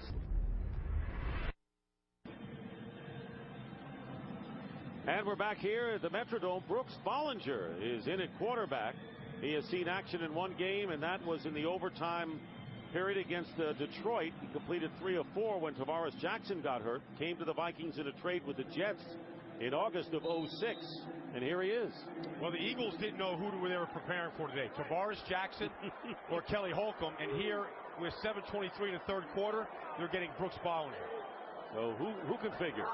First down at the 31. Adrian Peterson is in at running back. 7:23 to go in the 3rd. And Bollinger's first pass is caught by Sidney Rice. So Rice has caught only 1 pass in the last 2 games. A promising rookie makes the reception here, and that is good for 14 yards. You know, everything in the NFL is about connections and relationships, and Brooks Bollinger is here because he quarterbacked the University of Wisconsin to 2 back-to-back Rose Bowl championships, and Brad knew about him because when he left Wisconsin, he's got good relationships there, and he knew Brooks Bollinger. First down and play action. Here comes the Eagles defense. The pass is complete to Shanko, and Shanko is tackled at the 49-yard line, 5 yards shy of the first down by Quinton Michael. Well, you got to give Brad Childress credit. He's got confidence in Bollinger to the point where he comes in relief as the 3rd quarterback, and he immediately puts the ball in his hands, and he makes 2 quick completions. It's not a bad option to have Adrian Peterson just to hand it off, but he said, we got to tackle. Chester Taylor comes into the game. That's been the pattern. 2nd down and 5. And Taylor splitting out to the right. Empty backfield. Pass caught by Shanko, and a first down into Eagle territory. Chris Gokong downfield making the tackle. Another 13-yard pickup, and Bollinger is showing the best passing rhythm that the Vikings have had all day. And decisive with it. That was 5 wide receivers that we've seen for the first time today. So really, you're just scanning the field pre-snap, deciding where you're going to go with the ball, and you get it out on 3 steps. And there is Kelly Holcomb leaving the premises, going into the locker room. The neck injury, as Dawn Mitchell reported. First down at the 39 of the Eagles. Filling up that empty space is Chester Taylor and Bollinger. And good defensive play as Kleinsasser had it broken up by Omar Gaither. Good play by Gaither. Good play by Gaither, but the design of the play was supposed to go deep down the field to Bobby Wade, and he was well covered. So not only did they put the ball in Bollinger's hands, but they wanted to go for the big strike, and the Eagles took it away from him. So Bollinger, who started 9 games for the Jets in the 2005 season following injuries to Chad Pennington and Vinny Testaverde, who started today for Carolina, has a 2nd down and 10. Flag down. Bollinger fires. Tipped away. It may have been a free play for the Vikings as Ferguson was the intended receiver, covered by Lito Shepherd.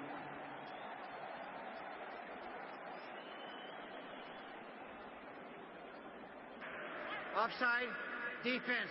Number 58 jumped in the neutral zone. 5-yard penalty. Replay, second down. Trent Cole jumped offside.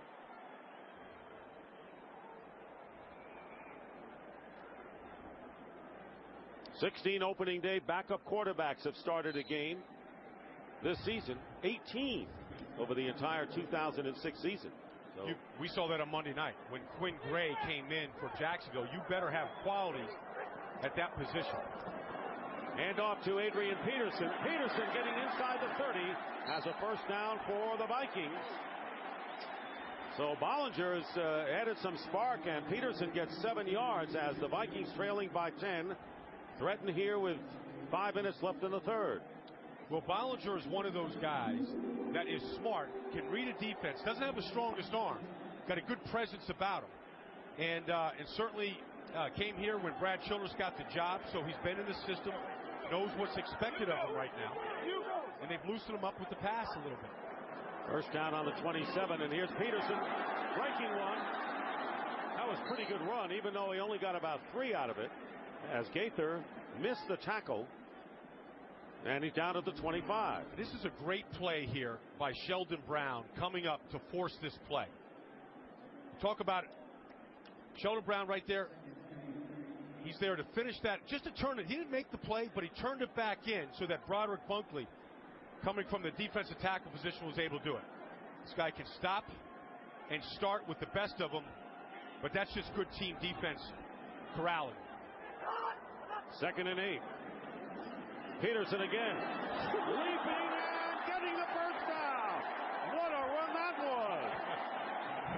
Bump that to your resume reel. 9 yards.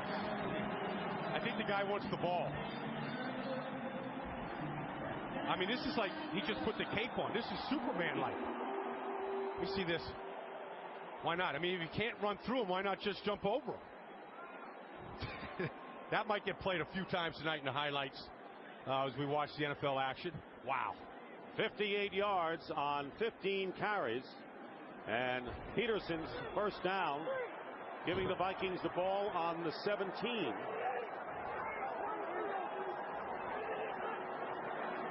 And Bollinger going to the hot hand. And it was amazing that he avoided the loss on that play. Well, maybe 1, but it could have been more, with Cole finally catching up to Adrian Peterson as we wind down to 3 minutes left in the third. Got sweat just dripping right out of his helmet coming off the field. But that was a good play by Lawan Ramsey, just forcing him to the sidelines. You see it. Never bends over, looking for that extra tank of oxygen. Barely even breathing. Maybe just a gulp of water to rinse it out. Get ready for the next time he gets on the field. Chester Taylor in there, 9th play of this drive. From the 17, and they go to Taylor. Taylor gets to the 14. It'll be 3rd down. Jaquay Thomas making the play on the former Baltimore Raven. Talk about the best 1-2 punch in the running back department. Number 1 are the Peterson-Taylor combinations and the rest. Well, this is a formula that has been going on in the league now for a while, that you can't just have one guy the way we used to remember Edgerrin James at the very beginning, or the Jim Browns of the world, where he just gave it to one guy. You need 2. And the Colts won it last year with Joseph Adai and Dominic Rhodes in combination, and they ran their way to a Super Bowl victory against the Bears. 3rd down and 7, and timeout called by Bollinger, and that is the 2nd timeout for the Vikings, because you remember Brad Childress lost the challenge on the kickoff return by Peterson. So the Vikings have only 1 timeout. 440 to beat them. That's what the Patriots are scoring again. They're scoring 40. So you got to keep the score down to have a chance to beat that team right now. And the Redskins can do that. I expect today that the Patriots will score somewhere in the middle 20s, which would give the Redskins a chance to win that one. Do they keep an eye on, like, the Colts are winning 24/7? Are the Patriots aware of what the Colts are doing? They live in a bubble. They live in their own bubble, and they don't know what's going on around the league. All they care about is what they do. But this is going to be a tougher defensive team than they have faced, I would think. The toughest they've faced so far. and they got a good coordinator in Greg Williams that can put a scheme together. 3rd down and 8 after the timeout by the Vikings. They're on the 14-yard line. Bollinger throwing into the end zone and past Robert Ferguson. So he threw it out of the end zone. Ferguson had 2 men defending, and there's a lucky fan who picked up a football, and now the field goal try. Now, if I was the fan, I'd put it under that big hooded sweatshirt there, and I'd hide it. I mean, because those are rare. He's trying to get a ruling. Can I keep it, or do I got to give it back? I'm telling you, I wouldn't listen to any ruling right there. I think he's going to keep it. Give it to the girlfriend and let her run up the stands with it. Ryan Longwell to try a 32-yarder. And the kick is good. So the Vikings get 3 out of it, and Brooks Bollinger's first foray taking over at quarterback. That's exactly what he did, Brian. He put it under the sweatshirt. And, you know, he doesn't want to be on the big picture of the stadium, does he? No, not now. He was before, but now that he's got a football. See, now you got an interference. You get the fans standing up to protect him right now. Right. Yeah. See, he knows. That's good teamwork by the Viking fans. That's why you wear hoodies to the game, in case you get a lucky football in the stands. That's good defense. Good job by Brooks Bollinger. You know, you get basically your 3rd quarterback out there, and they lead him to a drive. Well, it's the first spark that the Vikings have shown in the aerial game. And, of course, you know, Peterson really ran well. Yeah, he was a good spark, too. And the Vikings were able to do that. Ryan Cook, their right tackle, suffered a shoulder injury, and Marcus Johnson replaced him. So with a replacement on the offensive line, the Vikings did pretty well there, as Terrell Buckhalter goes back to receive the kick. 1:42 remaining in the 3rd. And it's a 7-point game.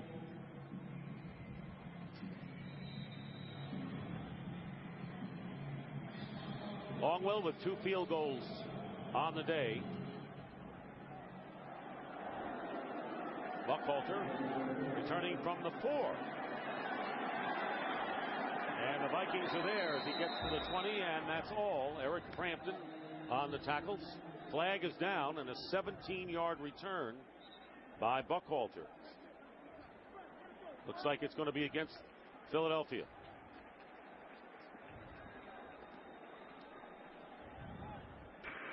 Holding 55 on the return team. 10-yard penalty. Receivers will keep the ball. First down. Stuart Bradley, and that'll set the Eagles back to the 10. So the Eagles in front in this game, and for Donovan McNabb, certainly coming out of the chute in impressive fashion after the Vikings scored the first touchdown of the game. And McNabb throwing or actually tossing one to Westbrook for 1 touchdown, and Westbrook going over for the other. The Vikings defense have scored 9 defensive touchdowns in the last 2 years. I mean, this part of the field, this time of the game, this defense has risen to heights to be able to do that. And 4 this year, nearly a third of their total touchdowns. McNabb getting away. It looks like he might have been sacked, and down he goes, dragged down by Kenichi Udeza inside the 10. Well, that's the defense we're talking about, rising to the occasion and creating a play. Udeza's down here. I mean, he's just going to be chasing as McNabb leaves the pocket. Runyon's in good shape. They're double teaming him. McNabb doesn't like what he sees down the field, and at one point he could run away from a defensive end like Udeza. He can't run away from defensive ends anymore. Second sack for the Vikings. 2nd and 12.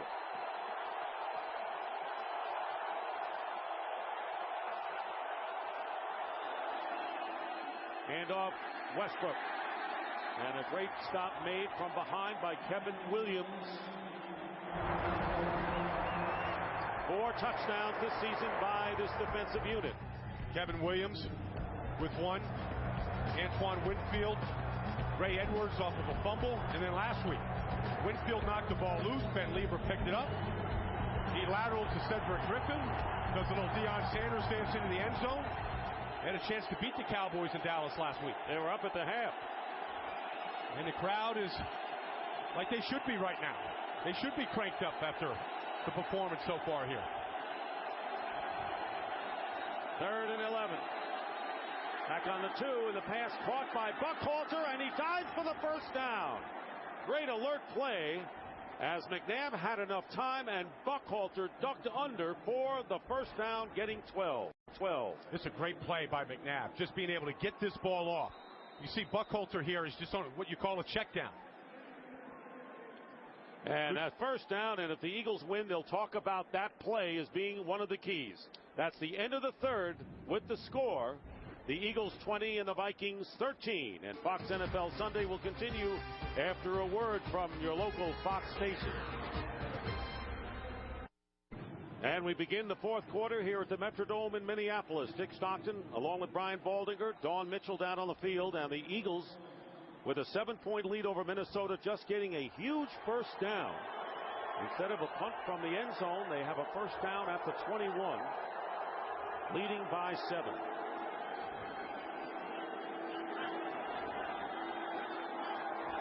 McNabb is 18 of 27, a touchdown, 259 yardage. Hands off Westbrook. And nothing there with Spencer Johnson on the tackle. Give him 1. Vikings are built strong up the middle. It starts with the Williams. Pat and Kevin Williams up the middle. Then the middle linebacker, E.J. Henderson. And the back end is Darren Sharper. And then you always have to account for Antoine Winfield at corner because he's such a good tackler. Many Sundays you look at the play-by-play sheets at the end of the game, and Antoine Winfield will lead this team in tackles from the quarterback position. Eagles have gained 55 yards rushing. Vikings have given up 76 yards rushing a game. 2nd and 9. And again they go to Brian Westbrook. And Westbrook is bottled up at the 24, picking up 2 yards. Jamie Mitchell that time. Let's take a look at what the Eagle offensive people have done in this game.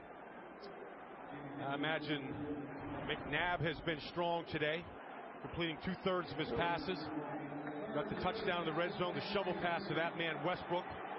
Westbrook with a couple of touchdowns today. Reggie Brown having the best game of his season by far. 3rd and 7.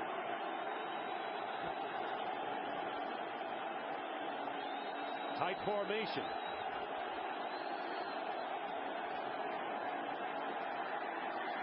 McNabb flips it away, trying to get it to Curtis, almost in a desperation situation. Ben Lieber had him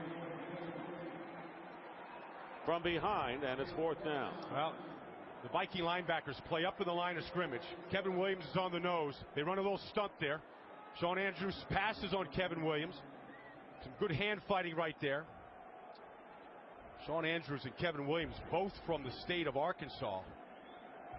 Grew up about 30 miles apart from one another. Sav Rocca punting on 4th down. A great kick, sending Bobby Wade back inside the 15. Hang time nearly 5.5. That's great. And Wade, winding his way upfield, returns to the 30-yard line where Matt McCoy brings him down. A 17-yard return by Wade. So now the Vikings have another opportunity. Back here in Minneapolis, and of course this game, the first time that these two great friends and coaching associates for so many years, Andy Reid, the head coach of the Eagles, and now Brad Childress of the Vikings. He was his offensive coordinator, worked in Philadelphia for 7 years. Brooks Bollinger, the unlikely quarterback today, takes off and gets a first down to the 41-yard line with a good slide there. And it's amazing, Brian, about how the two got associated and how Brad Childress got to coach in Philadelphia. Well, you know, Brad Childress hired Andy Reid in 1986 at Northern Arizona to be his offensive coordinator. And when Andy Reid was coaching in Green Bay, Brad was coaching in Wisconsin. Brad one year was at the Rose Bowl taking his Wisconsin team there. Andy Reid was there with Green Bay. And they lost a playoff game to San Francisco when T.O. caught the touchdown pass and knocked the Packers out of the playoffs. That brought them together. T.O. First down, play action. Bollinger's throw to Wade, and he's got it at the 45. 15-yard pass to Bobby Wade, and Lito Shepherd on the tackle, and Wade is shaken up. Former Chicago Bear is down. Bobby Wade running a dig route on Lito Shepard. Takes a shot from Quentin Michael to knock him down. Bobby Wade leaves the game and replaced by the rookie Sidney Rice. First down at the 45 as the Vikings in Eagle territory. Here's Peterson going outside. Adrian Peterson finally pushed out of bounds by Sheldon Brown, and there's a penalty flag down. 22-yard pickup. Holding.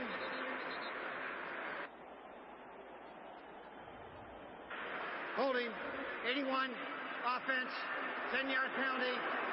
Replay first down.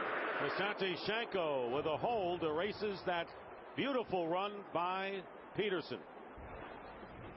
There's Shanko coming out here on the outside. Going to throw the key block here. Well, his hands looked like they were inside on the chest of Sean Considine, which would be legal. Yeah, that was a hold, and so they'll send it back now to the 46-yard line, and Chris Gokong is hurt. And you were telling us about, again, a very interesting story about when Brad Childress was watching the game on television, getting ready for the Rose Bowl. That's right. Well, Brad was out there coaching Wisconsin at the Rose Bowl. Andy was coaching Green Bay in San Francisco against the 49ers. And if you remember that playoff game, T.O., that's when he burst on the scene. Caught that pass in the end zone against the Packers, and it killed the Packers' chance. Their playoff chances were dead. If T.O. did not catch that pass in the end zone that day, Andy Reid said he never would have gotten an interview from Jeff Lurie because they would have still been in the playoffs. Andy Reid wouldn't have called Brad Childress. They never would have gotten together.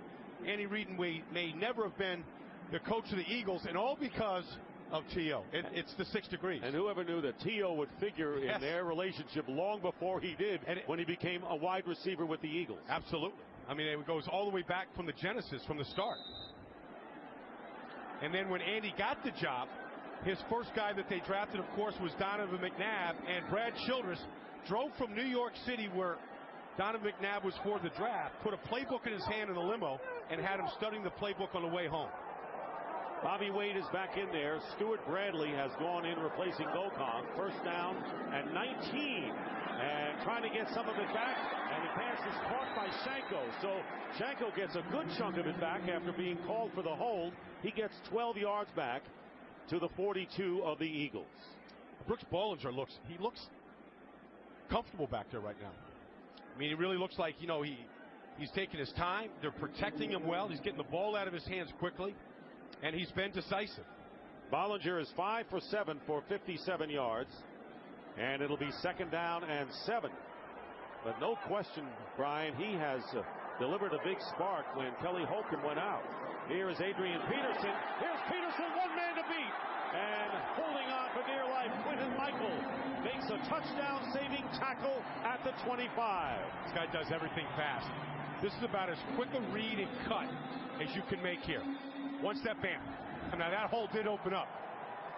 But safety play against Adrian Peterson can be a nightmare in your sleep. Quentin Michael does a good job here of just getting his hands on him and slowing him up. Gain of 17. And now Peterson has 75 yards rushing on the day. First down on the 25 of Philadelphia. And they're going to go to Peterson again, looking for running room. Bounces outside. And finally piled on with Jaquay Thomas, the lead man. They'll give him about a yard on the play with nearly 5 minutes gone by here in the fourth. Adrian Peterson said the only game he's ever gotten tired in was his freshman year at Oklahoma, the first game he ever played. He said that was just nerves. But since that time, no matter how many times he's ever carried it or touched it in the game, he said he's never gotten fatigued. Chester Taylor has replaced Peterson. Second and 9.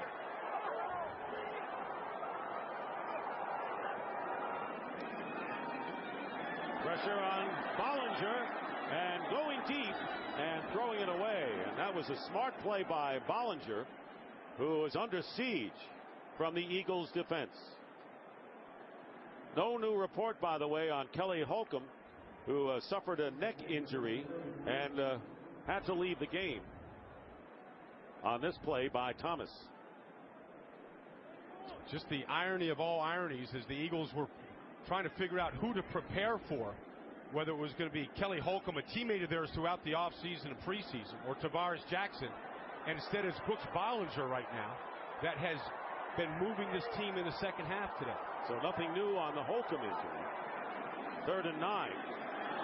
Bollinger down, and Trent Cole coming in with another sack. That's his 2nd of the game, and the 3rd by the Eagles. Well, Trent Cole has a move that is hard to stop. Watch how low he gets underneath Bryant McKinney. But it's not just enough that he gets underneath him. He can still turn the corner, stay on his feet, which is very hard to do, Dick. I mean, I don't think you could try that. I wouldn't try that at home if I was you. You know, I mean, I think you just end up on the ground. Tried it about 3 or 4 times, and you're right. It doesn't work. 48-yard field goal attempt coming up for Longwell. So they lost 6 on that play. And here's Longwell's kick. It's long enough, and it's good enough. The kick is good, and the Vikings have come to within 4, 20-16, with just under 9 minutes remaining in the 4th quarter. Both of these teams 2-4, and in only 3 teams since 1970 have made the playoffs after starting the year 2-5. So we know the importance of this one. Longwell kicking off, and Buckhalter running up for the short kick at the 12. Runs into his own man and is taken down at about the 25. You know, Andy Reid is known for his chart. Spends a lot of time preparing for it. So his is a little bit messy. But Brad Childress has a chart very much like Andy's. They kind of came up together.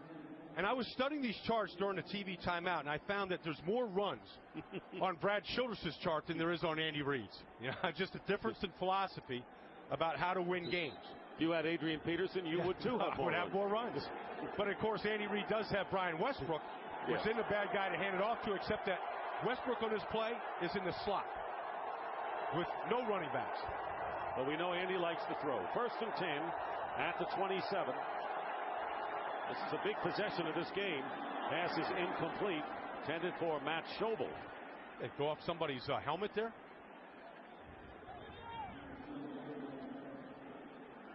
This is a significant series right now for the Eagles to try to come back from that field goal that the Vikings got, and also for the Vikings to get more momentum with a stop. Now the Eagles have only been able to put together one drive in the second half, a field goal by David Akers. McNabb 18 of 29 for 259 yards, 1 touchdown, no interception. 2nd and 10. Here is Westbrook. Flea flicker. And there is McNabb completing the pass to Reggie Brown up to the 42 and a 1st down. 15 yards. Some trickery there, and it works. I tell you, on both sides. Because as soon as it was the throwback to McNabb, Darren Sharper turned and was ready for the deep pass, except Reggie Brown doesn't go all the way to the post. He comes back here. So it was really pretty creative on both sides. Watch Reggie Brown. Normally on this throwback, it's a long route. So see, both of them are getting ready. They're ready to double cover him deep like that. Andy Reid anticipated that and called the comeback.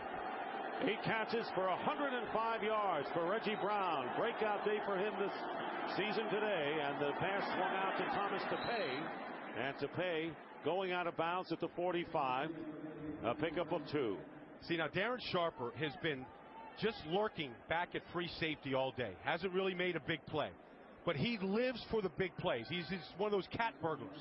And so he thought he might get one on the last play. But you can never underestimate him because he'll give up catches and plays for the big play, the interception. And this is a big play defense. They know a big play here could determine the outcome of this game. 2nd and 7.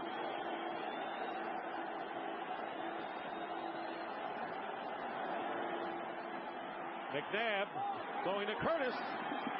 And Curtis makes the catch off the hands of Cedric Griffin. Kevin Curtis hung in there and made the catch when it was first into the hands of Cedric Griffin, and a 31-yard 1st down. Well, it's a one-handed catch all the way. Because the only hand he had was his right hand. He couldn't catch it with his left hand. He had his left hand bracing himself on the back of Cedric Griffin. What an incredible play. And not that you would challenge that, because there was nothing there to challenge, but the Vikings are out of challenges. They were out early in the second half. So Curtis now 2 catches for 64 yards. First down on the 24 of the Vikings. And McNabb drills it, and the pass to Greg Lewis, and it's a catch and another Philadelphia first down outside the 10. Boy, McNabb has come back on this drive. Now his guys are helping him. Curtis makes a great catch. The receiver goes down and catches it up off the carpet. But that's what happens when the quarterback gets into a rhythm. All of a sudden, the receivers start responding. They get in the act and make incredible plays. And you need that for a quarterback. Quarterback needs that from his receiving corps, those kind of plays. And McNabb is in rhythm right now. Those are his numbers. Pretty big time for today for Donovan McNabb, including the red zone where the Eagles are right now. Quarterback draw, and McNabb is hit at about the 7 by Fred Evans. Give him 3.5 yards.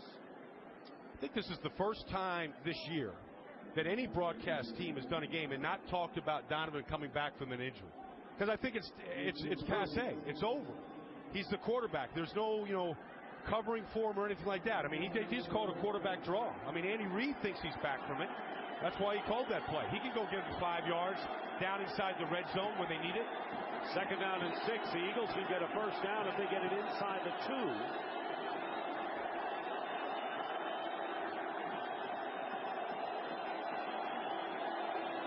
Pressure on McNabb, and he's forced to throw it away. Has no other choices there. No. With great pressure by E.J. Henderson up the middle.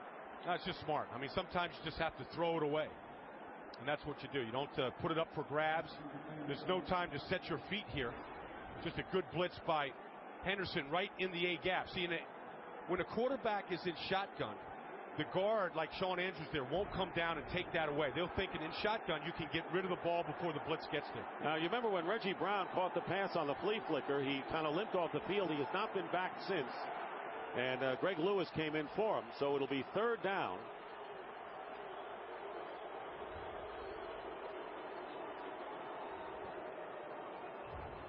I think you're looking at L.J. Smith right there. It'd be a good time to dial his number at this part of the field. Came back this week, did not start, but has been a very reliable red zone target for Donovan McNabb. So it's third down and 6. Last second instructions from Donovan leaving the huddle late.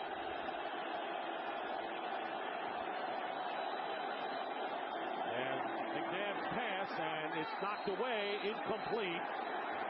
As Greg Lewis, shaken up himself, Antoine Winfield digging for the ball, and Lewis is shaken up. This is moments after Reggie Brown had to come out of the game, and he's hurting.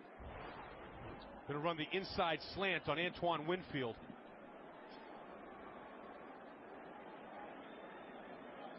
Well, Winfield not only tried to break that play up, he tried to scoop that in on an interception, all in one move.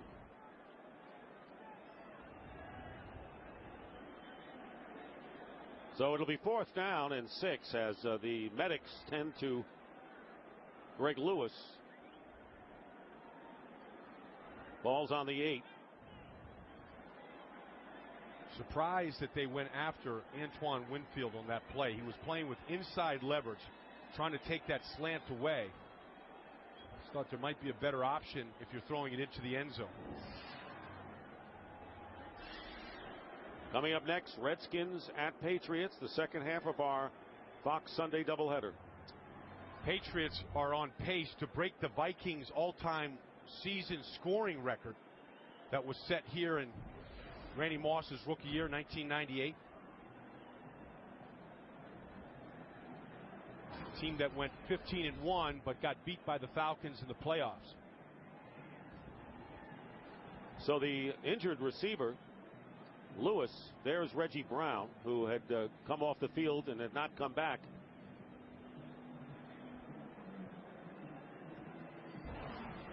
Back and maybe get another look at what might have happened to Greg Lewis here. Good defensive play, ball thrown a little bit behind Lewis.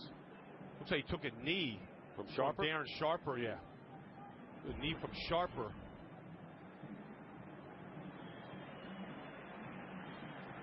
And the good fans of Minneapolis, the Minnesota area, giving Lewis a hand as he gets up and helped off the field. Well, the significance of the play is it keeps the Eagles out of the end zone. And even if David Akers kicks this field goal, it's still just a one-score game. So good defensive effort by the Vikings to keep him in the game. So here's Akers, who has kicked field goals from 20 and 27 yards today. This will be right in the same range as his previous two, about 25.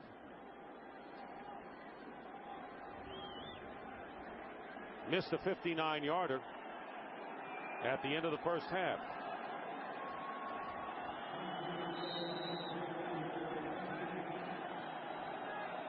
So here's Akers, who has missed 4 field goals this year. On to try it from 25 yards out, and the kick is good. So the Eagles can lead by that touchdown margin, 23-16 over Brad Childress, Minnesota Vikings.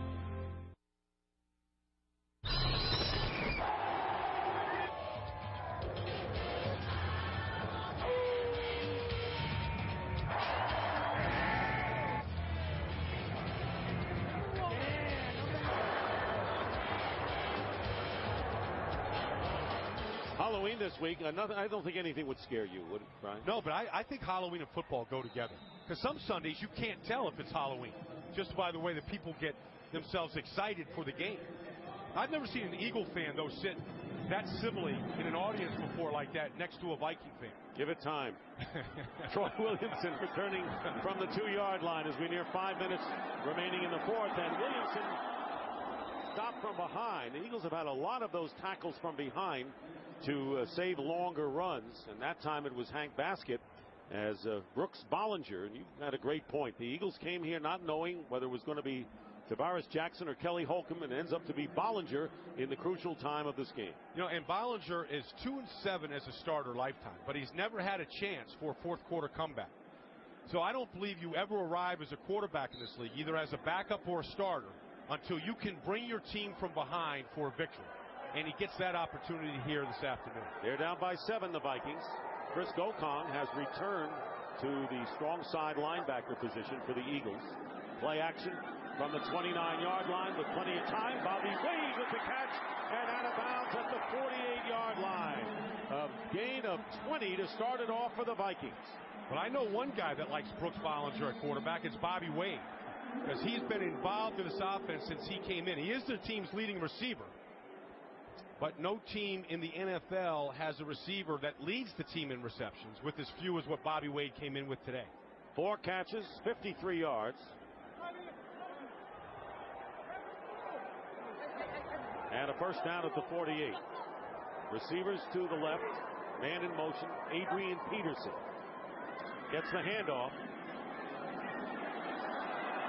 And Trent Cole wouldn't let him get away. As you mentioned earlier, not just a good pass rusher, but terrific against the run as well. And that's hard, because you've got to be disciplined. You just can't take off and just leave your assignment in your area to go tackle him. Greg Lewis leaving the field. 2nd down and 16. On the Viking 42. Back in the game, Ryan Cook at right tackle for Minnesota.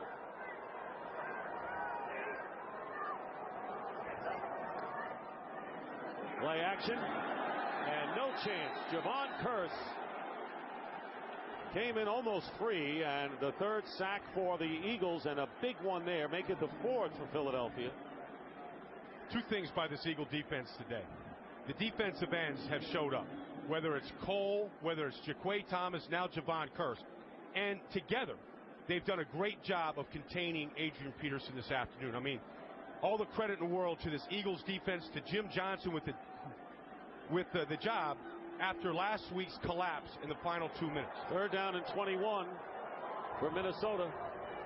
They've got to get it to the Eagles 42 to keep possession. And Bollinger can't find a receiver, and he is chased out of bounds by Takeo Spikes. That was great coverage downfield by the Eagles. And it will bring up 4th down. I think Troy Williamson was the receiver on that side of the field. And when your quarterback scrambles like he was trying to buy time, the receiver has got to come back and help him out. Come back into his vision and give him a target to come back to, and they never did. Well, the dilemma for the Vikings now is that they have to cough the ball up. They have only 1 timeout remaining. And, you know, Philadelphia is going to be, you would think, run the ball and use up the time. So Chris Kluwe will be kicking and Reno Mahe back.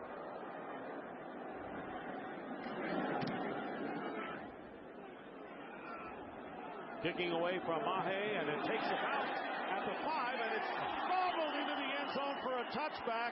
The Vikings had it down inside the 5, and it was Ben Lieber who couldn't hold on. It goes into the end zone, a touchback. They take it to the 20. This is just a costly error and unnecessary. The ball's bouncing straight up in the air. There's no reason to come in. Your momentum is going to knock you in to the end zone.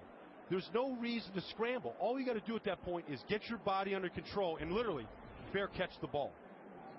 So a critical play when you consider what the Vikings have to face here, as the Eagles will start out from the 20-yard line. And the significance of this game, once again, for the Eagles, they've got the Dallas Cowboys coming up next week. That game would lose a lot of its importance if they were not winning this game. A loss here to 2-5.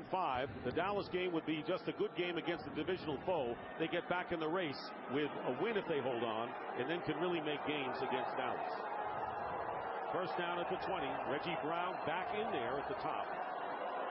He's going to concentrate on just putting this game away before they think about the Cowboys.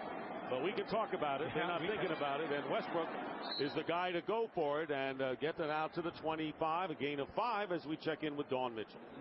Guys, Lewis hurt very much here on the sidelines. They're checking his heartbeat, but they say it's a ribs injury. He's going for x-rays right now to make sure it's not more serious, but he will not return to the game. All right, Dawn, thank you very much. 2nd down and 5. Under 3 minutes remaining in the 4th. Now they should use as much as the clock as they can. Where's that 25-second play clock? Way up there in the mezzanine section. Donovan should be looking at it and snapping this ball with about 2 seconds to go. And it should be a running play. It should be. It should be. McNabb fires, and it's caught, and a big hit. Sharper puts the big hit on Kevin Curtis. Did not get out of bounds, and the clock continues to run. Check out the Eagles in the spotlight and what they've done today.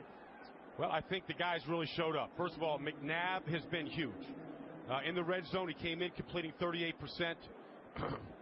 Big difference today. L.J. Smith has been shut down, but Trent Cole has been a force start to finish. And the clock is going to run down to the 2-minute warning.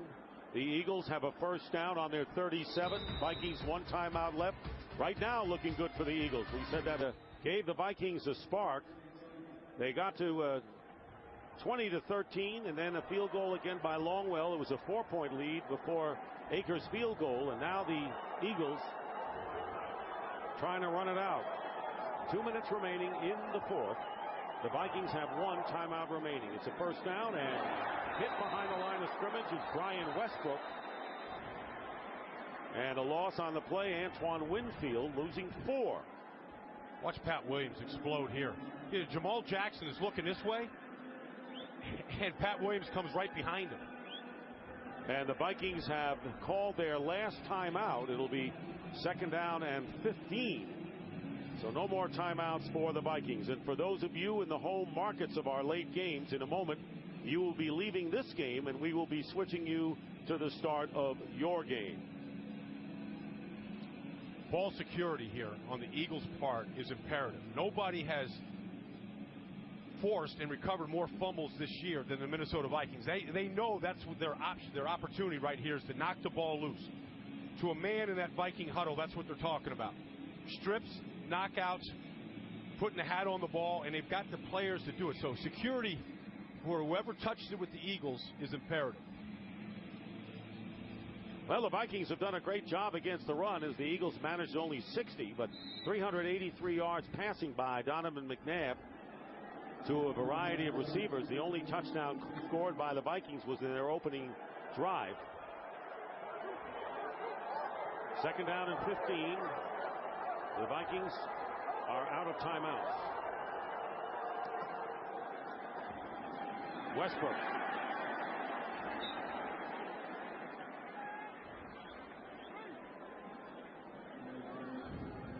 The clock is the enemy here, so even though there may be temptation to throw this ball here, you can't. You have to run as much time as you possibly can here on both these plays. In fact, Andy Reid might even want to call a timeout at the very last second just to make sure that they review ball handling and exactly what they're going to run. And I think Andy might be doing that here. And the way the Eagles defense has gone today, Brian, their last stop was significant when the Vikings, had good field position. So they are in control, and you're absolutely right. So there it is, the Vikings out rushing the Eagles, but the Eagles doing it through the air. Donovan McNabb coming up big, as Brian said at the outset. He's got to be the man today, and he was. Westbrook with 2 touchdowns, and a great job done by the Eagle defense on Adrian Peterson, limiting him to 70 yards. Second lowest total of the year, had 63 against Dallas last week. Third down and 15.